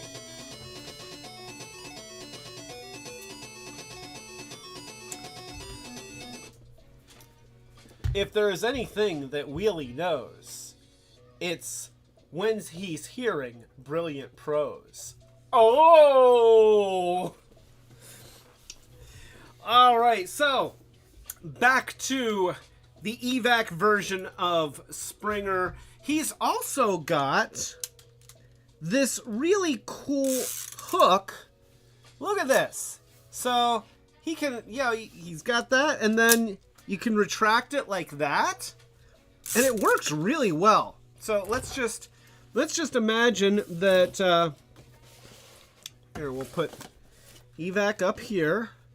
All right. In fact, let's. There we go. So evac is, or not evac, Springer is flying up here, and there's like a forest fire, and then Wheelie is down here, and he needs rescued, and so he can be like, oh, okay, and then he just presses this, and oh, that's a shame. That is an unfortunate event right there. So, and then he would be like, oh, better luck next time, Wheelie. So yeah, it's a good helicopter mode. This is probably Springer's best helicopter mode, as just an all-around good helicopter mode. Obviously, the Generations version is a pretty realistic helicopter design, but when it comes to play features and actually really looking very much like a straight-up Earth helicopter, this is it. This is him. So he's got the cool gimmicks. He's got retracting landing gear. He's got his rotors come off, of course. So yeah, you can pull the landing gear up to make him, have full flight mode. The blades do this pivoting thing. I'm not sure what that's for, but they do it. And of course, there's the no batteries required fan. Oh, that's nice. That's nice. It's pleasant. It's very pleasant. So let's go ahead and turn him into a robot. And the robot mode is pretty decent. So we're going to start by splitting the tail. So you got to get your fingernails in there, and you split that. And then we're also going to split the front, because that's where the feet are. And then once you split that, then you just go ahead and continue to split the legs, and that's going to kind of loosen everything. And so now you can disengage the arms, which kind of peg in to the legs there. And once you've done that, then the whole lower body is on this panel that hinges right here. So you can close that there, and then move the legs down into a standing position. And now what you're going to need to do, you're facing the back of the helicopter. You're going to rotate the legs so that the cockpit portion is to the outside. And then at that point, if you want to, you can open up the claw feet. And once again, with Cybertron stuff and Energon stuff, again, they had big feet, which is nice. And now you're going to rotate the waist 180 degrees. So you've got the tail. You might as well just spread it out so that it kind of makes robot wings. And now that this whole Planet Key gimmick missile launcher thing is on this this thing here. So what you need to do is you need to slide this up, which reveals the head, and then snap the whole thing and just lock it against the back. And that's going to keep the head up. And then at this point, the shoulders are on these panels, and that, you know, we'll just take that off for now. So you need to have the shoulders snap in, and you're going to have to manipulate the arms so that they're not in the way as you try to do that, because they're just going to be in the way. And so you kind of have to bend them at the shoulder. And you get that to snap in. And now you can rotate the shoulder.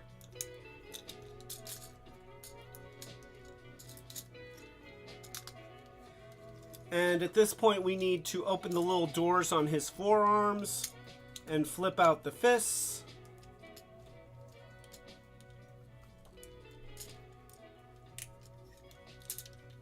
And I can bring down the landing gear. You can either put the landing gear up, and it's probably better if you just put the landing gear up by his sides. You can have it down over his hips, but then that will get in the way of rotating the waist.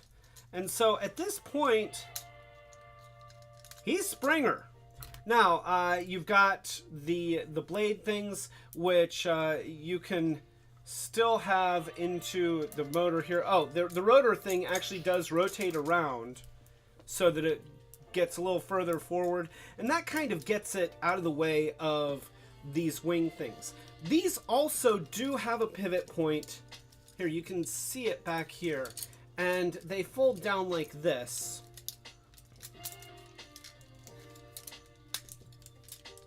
There you go. And that does help keep them out of the way. I'm kind of back and forth on it. On one hand, I don't think it looks as good as when they're out like big wings, but it does give him some much needed clearance for his giant rotor blades, which the gimmick still works.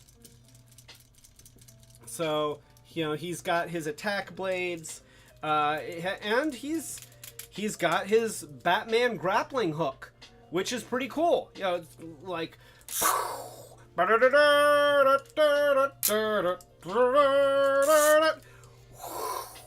and so, yeah, he's, and that shows my age. I was just doing the 1989 Batman theme. So, yeah, straight up Michael Keaton forever. Michael Keaton forever. That's what that other movie should have been named. Michael Keaton Forever. So here, let's go ahead and show him on the side camera. And you can see that the head sculpt is not very Springer. It is very, very evac. But the colors help. It's okay. And it's not a bad head sculpt, it's just not a particularly Springer-looking head sculpt. Nonetheless, how much time do you spend actually staring lovingly into the eyes of your Transformers? Not much. The light piping works. You can see that he's got very nice blue eyes. And the detail of the mold overall is also very, very nice. The gimmicks add a lot to this toy. The fact that he's got the working winch and the firing weapons and the spinning rotors, everything about it really, really works well as a toy. And once again, this is something that it goes back to what I was saying about the Energon Springer, where there's a lot of play value in this toy. And you could say, well, it's just a lot of gimmicks, but you know, there's gimmicks for gimmicks' sake, and then there's gimmicks that actually add to the enjoyment of the toy. And that's a blurry line. That's a blurry line, and it's one that can be debated because it's going to be largely up to your own personal preferences. but I feel like these gimmicks that give the toy extra functions in their various modes. And it's not just things that shoot, but things that articulate, things that grapple, things that bind, things that claw, things that snip, things that walk, things that become either backpacks or autonomous drones and things like that. There's a lot of versatility that goes into these toys, and I feel like that's what's been missing from the most recent lines. They're coming up with some really nice designs, some really great looking designs, but there's not a whole lot more to them. They transform into a really good vehicle mode, they transform into a really good robot mode, and they have plastic guns. But they don't do anything else.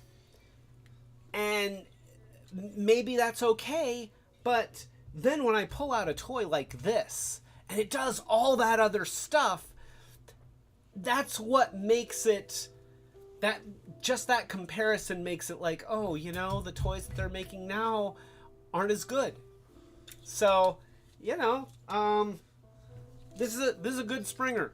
This is from Transformers Cybertron. That would have been what, 2004, something like that. I'm trying to think. 2008.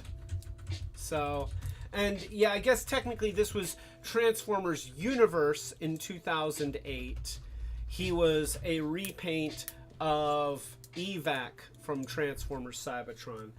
You know, honestly, to me, if it's got a Cyber Planet key, it's Cybertron. It may have come from the Universe line, but it very clearly falls in the category of Cybertron. Yeah, I threw the box away, and the box is the only way that you'd know the difference. So, so that's sort of a bass-ackwards way of getting around. Kyoji says that the original was 2005, Springer was 2008. So, yeah, there was a little bit there was a little bit of a wait there, but nonetheless, we have managed to go completely in the wrong direction if we were trying to go chronologically. But what's important is that I have a cold cheeseburger, and I'm going to take a bite of it.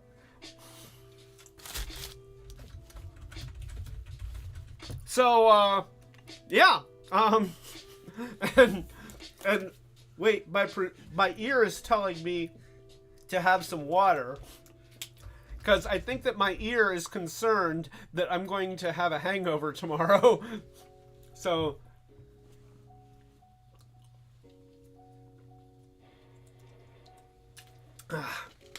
all right, hail hydrate.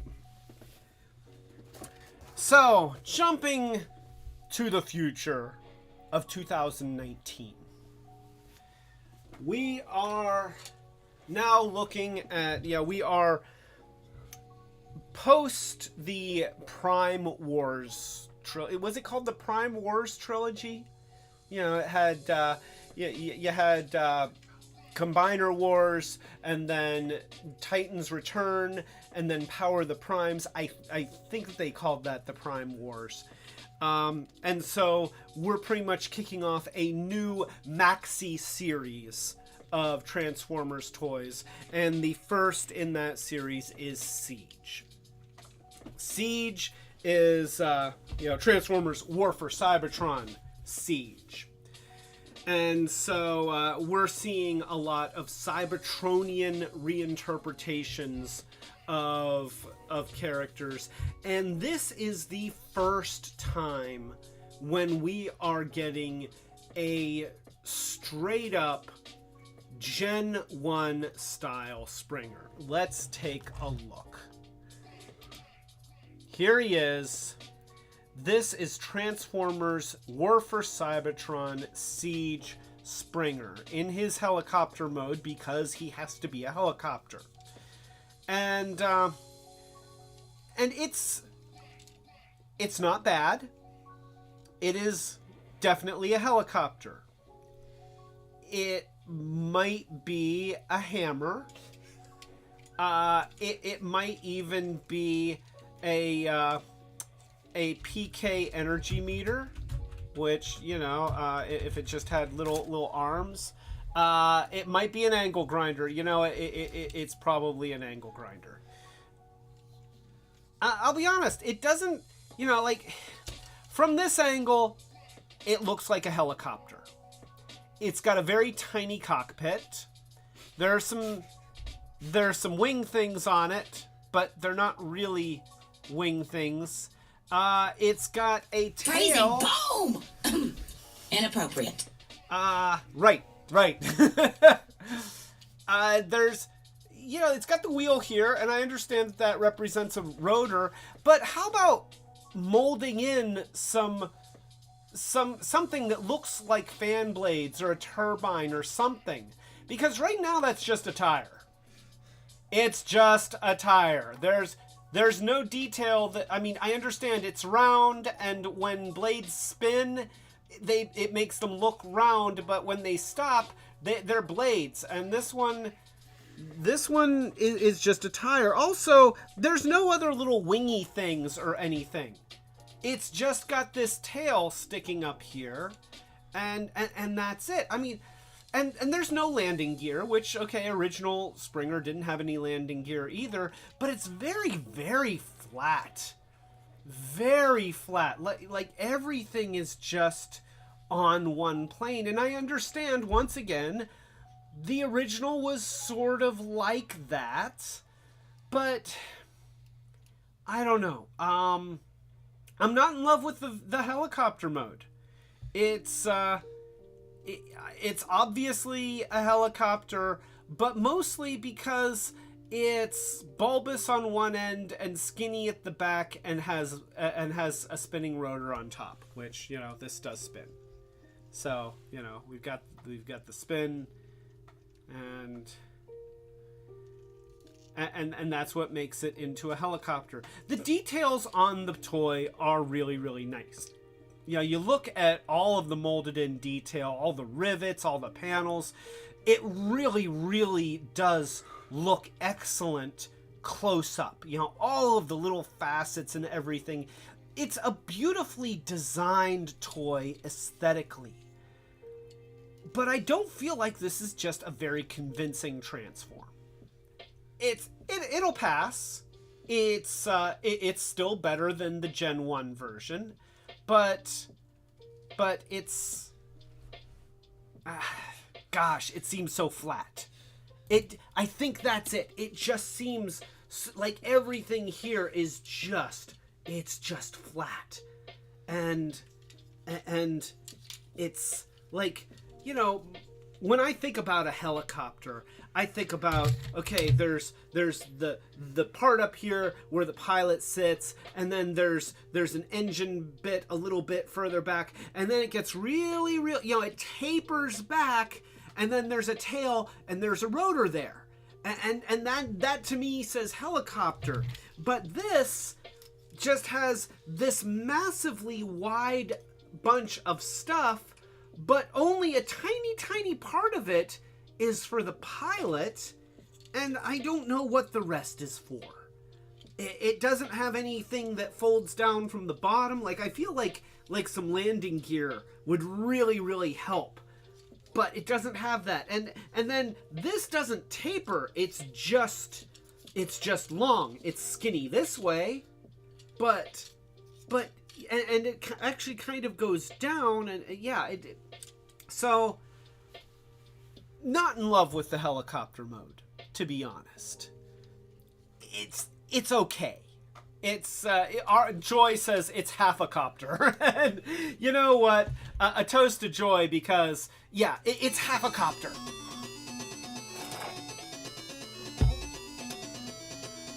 Oh, and wait, I'm getting a message from my finger again. Oh, Tim Kangaroo is here.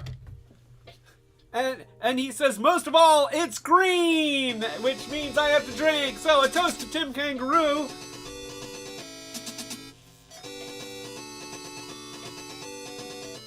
And I said the thing.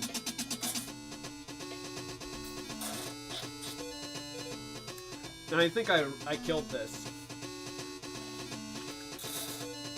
I also killed my diet. Tonight's live stream has been sponsored by my oncoming verbal beating from my doctor. So, all right. So let's go ahead. He is a triple changer, though. So let's go ahead and turn him into his car mode. I know it's a shock, but we're going to take off the rotor. I know. I'm also going to take off the guns. I don't have to, because I think I usually just put the guns right back there anyway. But I'm going to take them off. So, he's got some really unique things happening when you transform him into a car. I'm going to start at the front because the front's easier. So, the sides here, this is obviously his arms, but I like what they did. They did some interesting and unique things. So you split this part away and you can bend it at the elbow. And then you have this piece which rotates away from the front here. And then it rotates around and then pushes in. And so now you're able to pull this the rest of the way. And then you're just going to close this little wing thingy around the arm. Just like that. And now you're going to straighten the arm back out and plug in that little triangular piece back into the underside of the fist. So that is how you get fender instead of wingy thing. And we're going to do it on this side. So I'm going to pull that away from the side. I'm going to separate the arm. I'm going to rotate this part around like that. I'm going to snap it in, and then I'm going to close that just like that. And now I straighten out the arm again and plug that triangular piece back in there. Are you looking for that? Oh. And have to make sure that the arm is rotated correctly. So there we go. Now, this part pulls away. We're going to separate the legs. Now, these little tail fins are just going to fold in like that and like that. This hurts my brain just a little bit. This next bit, it kind of makes this blood vessel pulsate just a little bit. So We've got the feet up here, and they're on these panels. So let's pull them out like this. And then we can also actually rotate them around like this. And then we're going to, let's turn it around. I'll get the arms out of the way. We can move the hips up and away and separate them and snap them like that. Now we're going to, okay, now here's where things get a little bit jiggy. We're going to rotate the leg around, and then once we've got clearance, we can close the wheel up against the side of the leg.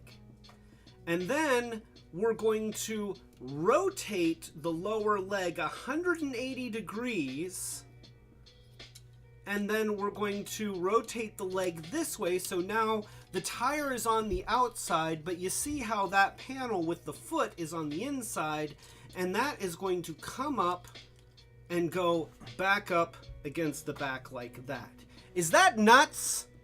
Is anybody else's brain hurt after seeing that. I have to do it again.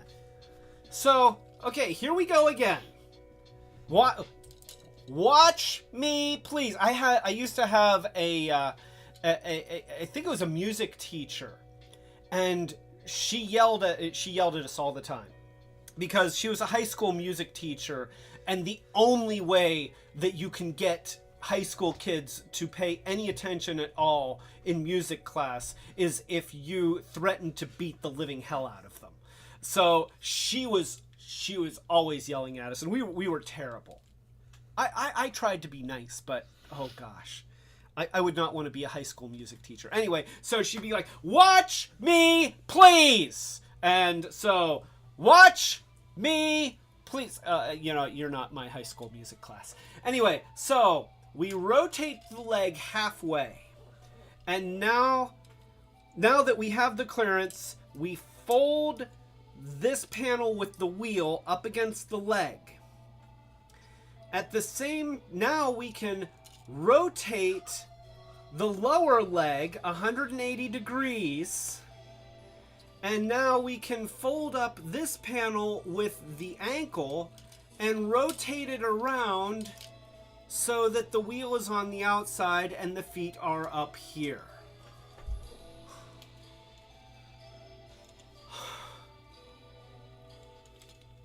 That's nuts, but it works, and it's kind of brilliant. I mean, whoever came up with that transformation technique, I mean, kudos. You know what? A toast to crazy engineer.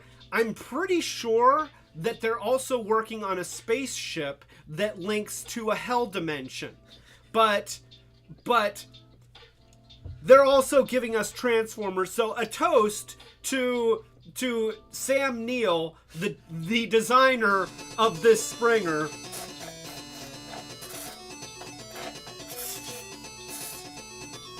Well, I've killed that. Oh. Apparently this is Irish juice.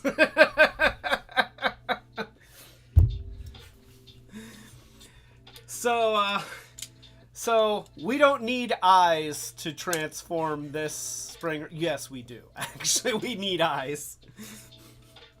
So I'm gonna squeeze the legs together, and so you can see up in here. Wait, here, as I bend this, you see how there are these little recesses right here and right there. Well, that is where the tops of the feet go. And they're just going to set down into that when you get everything to mesh into place. And then you take this and you're going to snap it down. And that makes the back end of the car, which is looking very car. I mean, he's got wheels now. Look at that. He's got wheels. And then you're going to take the front, and now you're gonna kind of finesse it. There's like a million little joints in there, and you just sort of have to. Okay, here. When you have everything lined up just right, it works. But until then, it don't.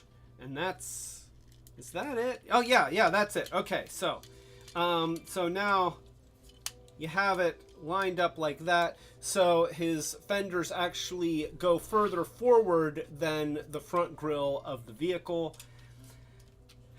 And that is his car mode. Now, we've got extra bits here. There's a lot of things that you can do with the extra bits. And that's probably where most of the play value of this guy comes from. What I like to do is they put a bunch of 5mm pegs on this little spinner piece. So you've got this piece that can spin like this, but you've also got these pieces that don't spin. And I like that. I think that actually makes this toy a lot more fun. Now, I think that I might have done a little bit of kit bashing on this, just a little bit to be able to do that, but I do that a lot of the time so that he has like this turret, and then there are these rectangular tabs on the sides here, and then there's these little slots right there on the handles of the swords. So you can take those and you can add those there.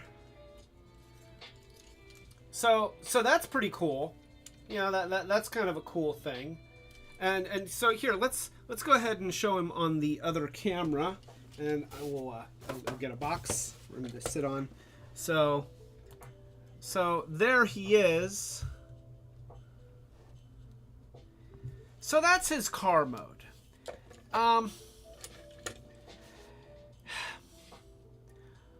one hand, you know, he's got lots of weapons, and you can put them in all sorts of places, and that's one of the strengths of the Siege line, because there's 5mm compatible ports all over the figure.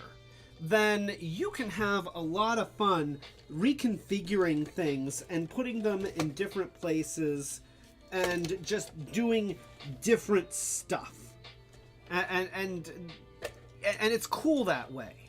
Yeah, you could take this thing and maybe use it as a hood-mounted cannon or a roof-mounted cannon like that, and you know, there's you can put the blades on in different ways and stuff like that. So there is fun to be had with this vehicle. Once again, you still have a tiny passenger compartment. And I'm not even quite sure why. But yeah, this is, you know, like that's, maybe if actually the person's like down inside here and that's just where their head is, then that could work. But that would be a really giant car if that's supposed to be the width of a person. And once again, we have the two different wheelbases, where his front wheels are much further apart than his rear wheels, which admittedly is accurate to the Gen 1 version. So I think that they were going for authenticity. They were trying to recapture and reimagine the original Gen 1 version and make that vehicle, except, you know, cooler. And I think that in that sense, they absolutely succeeded. This does look like the Springer from the cartoon, except it looks cool. I still don't like it. I mean, it's got great detail, and personally, I know a lot of people. I see people online where they don't like the weathered, you know, the silver deco that makes it look like their paint is weathered. I personally really like it. I think it looks great, and I think that it adds a lot of character to this line that we haven't seen that kind of an aesthetic before. So I really like that, and I like the general. I like the general aesthetic of the toy. I like all the little molded in panels and everything. Once again, the details on it are fantastic. It's a really interesting and cool toy overall. But when I look at this mode, it's like I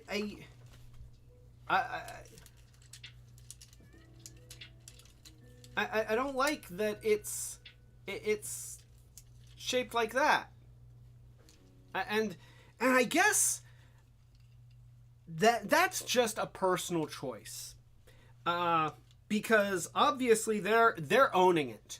They're saying, hey, the original, the back end was more narrow than the front. When we make our new version that is a loving reimagining of that character and that toy, we're going to do the same thing.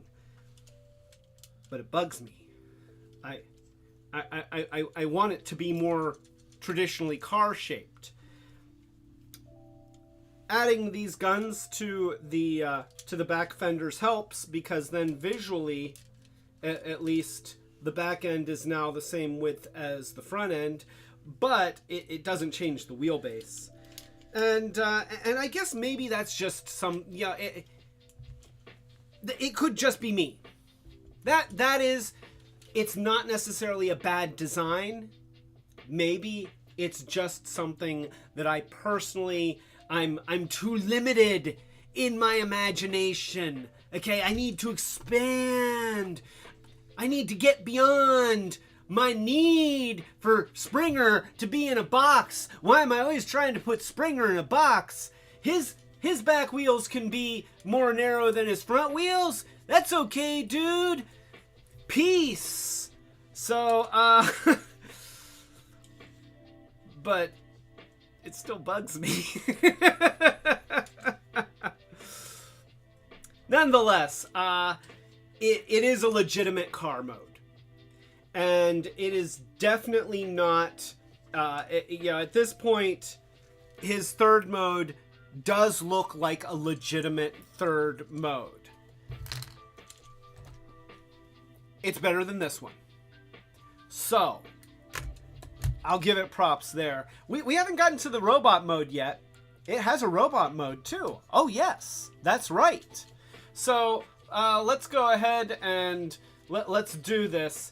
We're gonna pull this away from the back, and we need to release those feet. So we're gonna pull those down like this, and once again, you've got that joint here. So you're gonna rotate those lower legs 180 degrees, but this time that's all you have to do.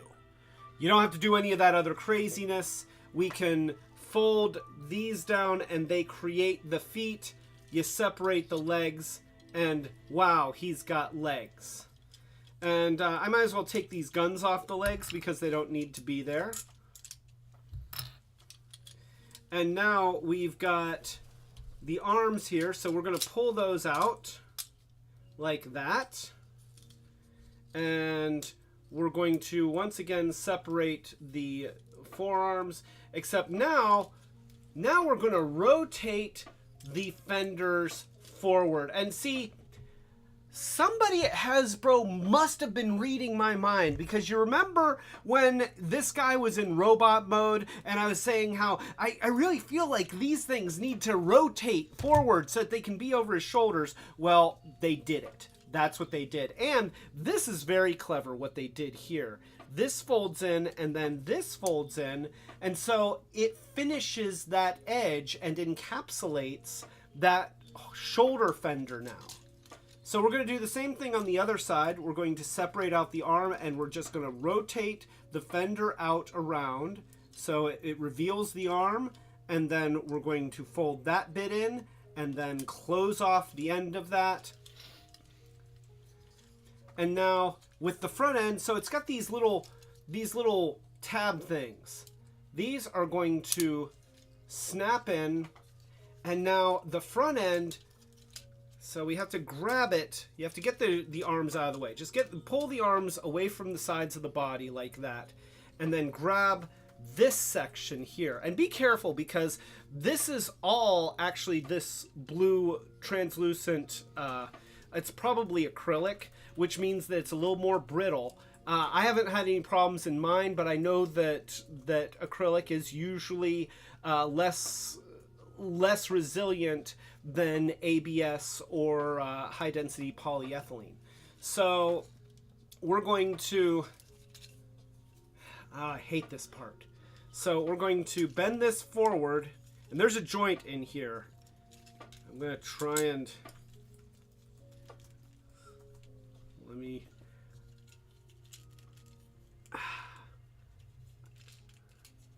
I want to be really gentle here. You know what? Let me do something. Before I pull at that, I'm going to pull these, I'm going to leave these things out, and that will give me a better view of what's going on in here, and it might give me a little more clearance.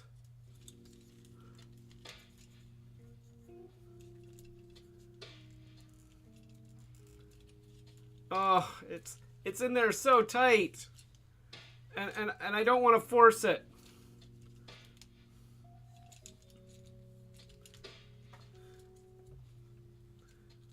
So you can see, here, let me show you on the other camera.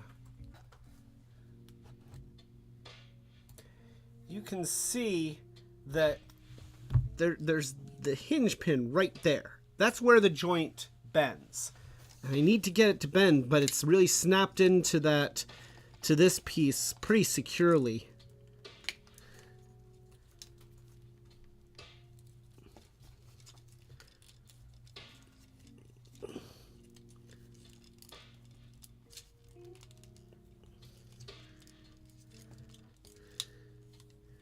Urgh.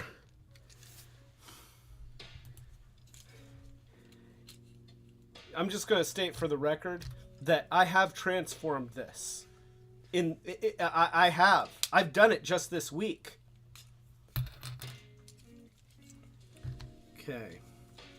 I seem to remember having this problem when I first got him, where it was really stuck in there, and I vaguely remember that there was something that was sort of in the way.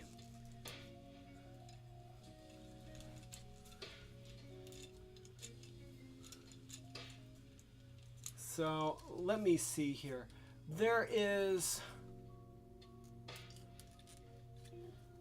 I'm going to use his sword. I'm going to try and get up under there and just see if I can...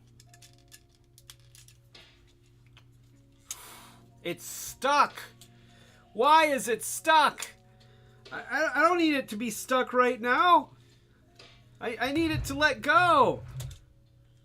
Urgh. It is very stuck.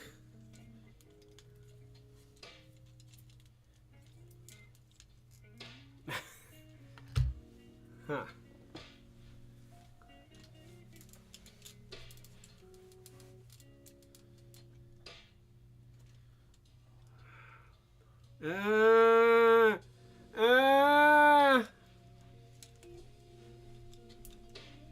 There. Wait. Okay. Something's wrong. Something's wrong. There is something that I haven't done that I need to do.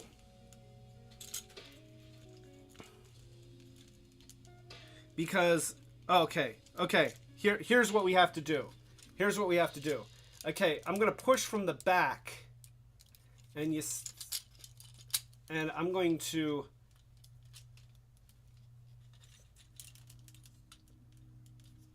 See, there's a joint right back here.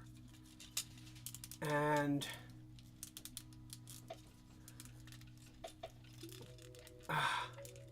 oh, gosh.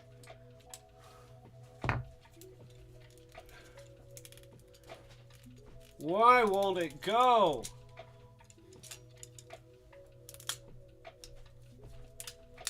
There. Okay, so here's what I'm going to do.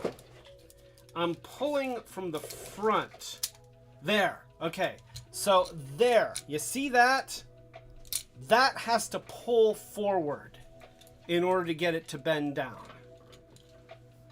Whew. Oh, gosh, and it's really, really stiff, but... now that I've pulled that forward, now I can close these tabs, and I can, at least ideally, I can, actually what I can do is I can open the hood like this. That reveals the head, and then we're going to rotate the head around. Now I can close those tabs, and I can close the chest, and... close everything around these joints here.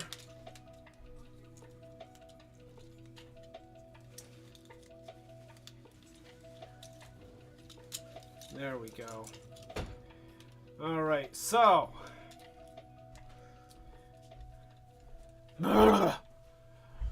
All right, so we, this closes around. What I don't like is that it doesn't really peg into anything. You have to put the arms up. Here, let's do this. Let's put the arms up, and then that'll help seat. And there are a couple little hooks, and I can't even wait. Here, let's get them on the other camera. So if you look at the side here, you can sort of see the little hooks that are right in there. And they need to engage the side there and just kind of snap in, if I can show that. There it goes, sort of like that. But you're not going to be able to see it because I can't do it and show it to you at the same time. So there we go. Go in there. Don't you want to go into your home? Are you too good for your home?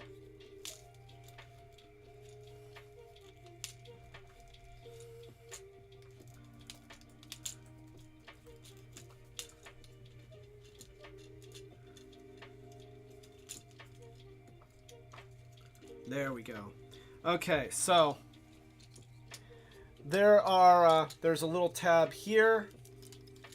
This is tricky because the arms are very floppy. There's a little tab right here on both sides. There's one here and one on the other side that's just like it. And then there's another little sort of notch thing up here. And you need to get this to peg in to the arm on that side and simultaneously peg in to the arm on this side. And that holds the arms up into the position that they need to be in.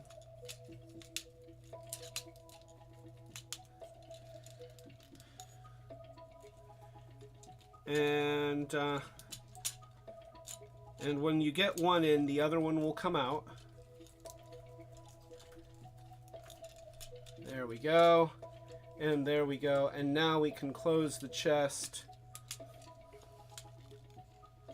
And ideally, then the two little teeth on the front bumper should peg into these little joints that are in those side supports. And then you have a Gen 1 looking Springer. And I usually put the guns on his shoulders here like this. Oh, wait, here. Put those on his shoulders like that. And then I'll take this little thing and I'll just stick it on the back somewhere and give him his swords, because he needs a sword, because he's Springer and he has swords. And boom, there he is. It was a monster to get him there. But that's him. Now, I will say that he does look Gen 1-tastic. His robot mode is spot on. It looks like it walked out of the cartoon. The details look great. He's very, very poseable. But boy, some of those maneuvers to get him transformed are just kind of tedious. And it's funny because I don't have him off the shelf much. And I think part of that is because so much of working with him is kind of fidgety. It's not really fun. I hate to say that because it's an amazing achievement in terms of engineering, and I love the way that it looks, and I love his posability. He's got great articulation. He's got great body dynamics. The robot mode is easily the best of the three. He looks awesome. And you can get him into all sorts of great poses. And of course, he's got all sorts of places to stick weapons and stuff. You can put him on the arms, you can put him on the legs, you can put him on the shoulders. There's 3 ports on his back. So there's lots of places to do stuff when you get him into robot mode. But boy, getting him into this mode is just a bear. And I don't like doing it. I just don't like doing it. And that, that whole crazy thing that you do to get him from car into helicopter mode, I respect that. Okay, it's crazy, but I respect it. But the stuff that you do around the chest where you have to kind of shove it forward and the joint is really, really stiff, and then the finessing that it takes to get both of the arms, since they're on these multi-jointed pieces that have to both line up with the chest in order for it to close. It's not fun. I'm sorry, it's just not fun. And that's the sad thing about this one. Because I don't think that he's a bad toy. I think that it's actually an amazing toy in many, many ways. But I have to say that if I had to choose one, if I could only choose one version of Springer,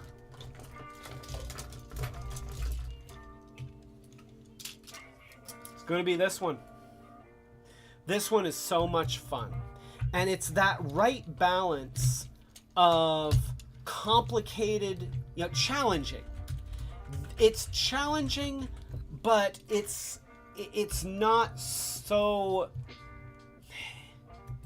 It's not... I don't know, awkward. It's not...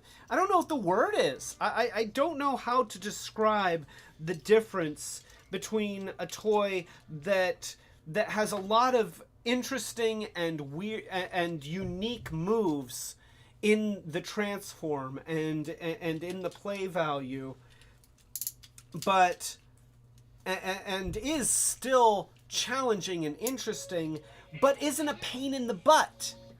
And somewhere in here, pretty much right around that chest area, the Transformers War for Cybertron Siege version kind of becomes a pain in the butt. To where you're not having fun anymore. You're afraid of breaking it. You know that the parts are supposed to move in a certain way, but they don't want to move. And now it's like, oh, I don't want to force it. I don't want to break it. So, yeah. So nonetheless, that is Springer. That is many, many, many versions of Springer. And we will probably see more versions of Springer over the years. But if you ever have the opportunity and you're a fan of Springer as a character and you would like to have, but you don't feel the need to have every version of Springer, I'm telling you, Thrilling 30. That is Clay's pick. This one is the most fun and just the best version of Springer. Now, that being said, Energon Bulkhead is just a fun toy. And you can use him as Springer, or you can use him as Bulkhead. You can let him maintain his identity, whatever. But both of these are just packed with fun. They exude fun, and so yeah, that is what I'm gonna say on that subject. So that's it. I really hope that you enjoyed this whole whatever the heck it was. This bass-ackwards, crazy Irish Springer live stream. If you did enjoy it, then I hope that you've already subscribed. If not, please subscribe. Click the thumbs up button, because that helps us out. Click the notification bell so that you know when we're doing stuff. We are continuing to post more short circuits videos throughout the week. And of course, we're doing these live streams now because the United States does stupid stuff. We are on Eastern Daylight Time. And I realized something. Last week I got it backwards. Easter. So, yes, we changed. The winter time is when the time is normal. The summer is when we move our clocks to have more daylight. And you know what? I actually like it when the sun goes down later. I do. So my recommendation is that we just do that time all the time. I don't understand in the wintertime when we go back to other time just so that it can get darker even sooner. That doesn't make sense to me. But you know what? If we just did away with the whole thing, I'd be okay with that too. Because the flip-flopping is dumb. It doesn't make sense. I don't think it serves a practical purpose in the modern world. Please feel free to let me know if you think I'm wrong, but I've had a lot to drink tonight, which means that I am very confident about my opinions. So, that being said, let's toast everyone with this very, very Irish juice. A toast to Kyoji! A toast to Joy! A toast to Nathan Fillion! A toast to Starhound! A toast to Machiavellic! And a big toast and happy birthday to Osaka Jack! And director Daniel Mason! It's not actually director Daniel Mason's birthday, but a big toast to director Daniel Mason. A toast to Nature View! A toast to Connie Field! A toast to Setsune! And you know I'm gonna say it, by the power of Grayscale! A toast to Grayscale. A toast to Dawn, otherwise known as Brickwoad. And a toast to Tim Kangaroo. Thank you, everyone. You guys are the best. Next week, oh, this is going to be a good one. Next week is Dinobots Part 4. Yeah, that's right. And I'm just going to, little tease, we're going to be building some stuff next time. Oh, yes. Things are getting together. We're getting jiggy with it. So, thank you so much for watching my live stream all about Irish Springer. Because, you know, even though it's funny, I picked up the one that's actually not named Springer. At least not in the United States. Oh well. So, thank you so much for watching. I'm Clay. This is Retrobot. Have a wonderful weekend, and we will see you next week. Have a great night.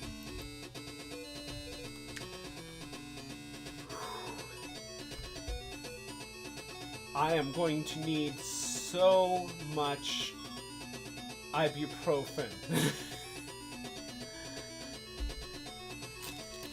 I'm gonna eat this cheeseburger. Oh, you know, it's cold and the bread is hard, but it's delicious. Yeah. I bet I could just keep eating this cheeseburger. I think I got another cheeseburger. Cheeseburgers are great. Did you know cheeseburgers are Irish?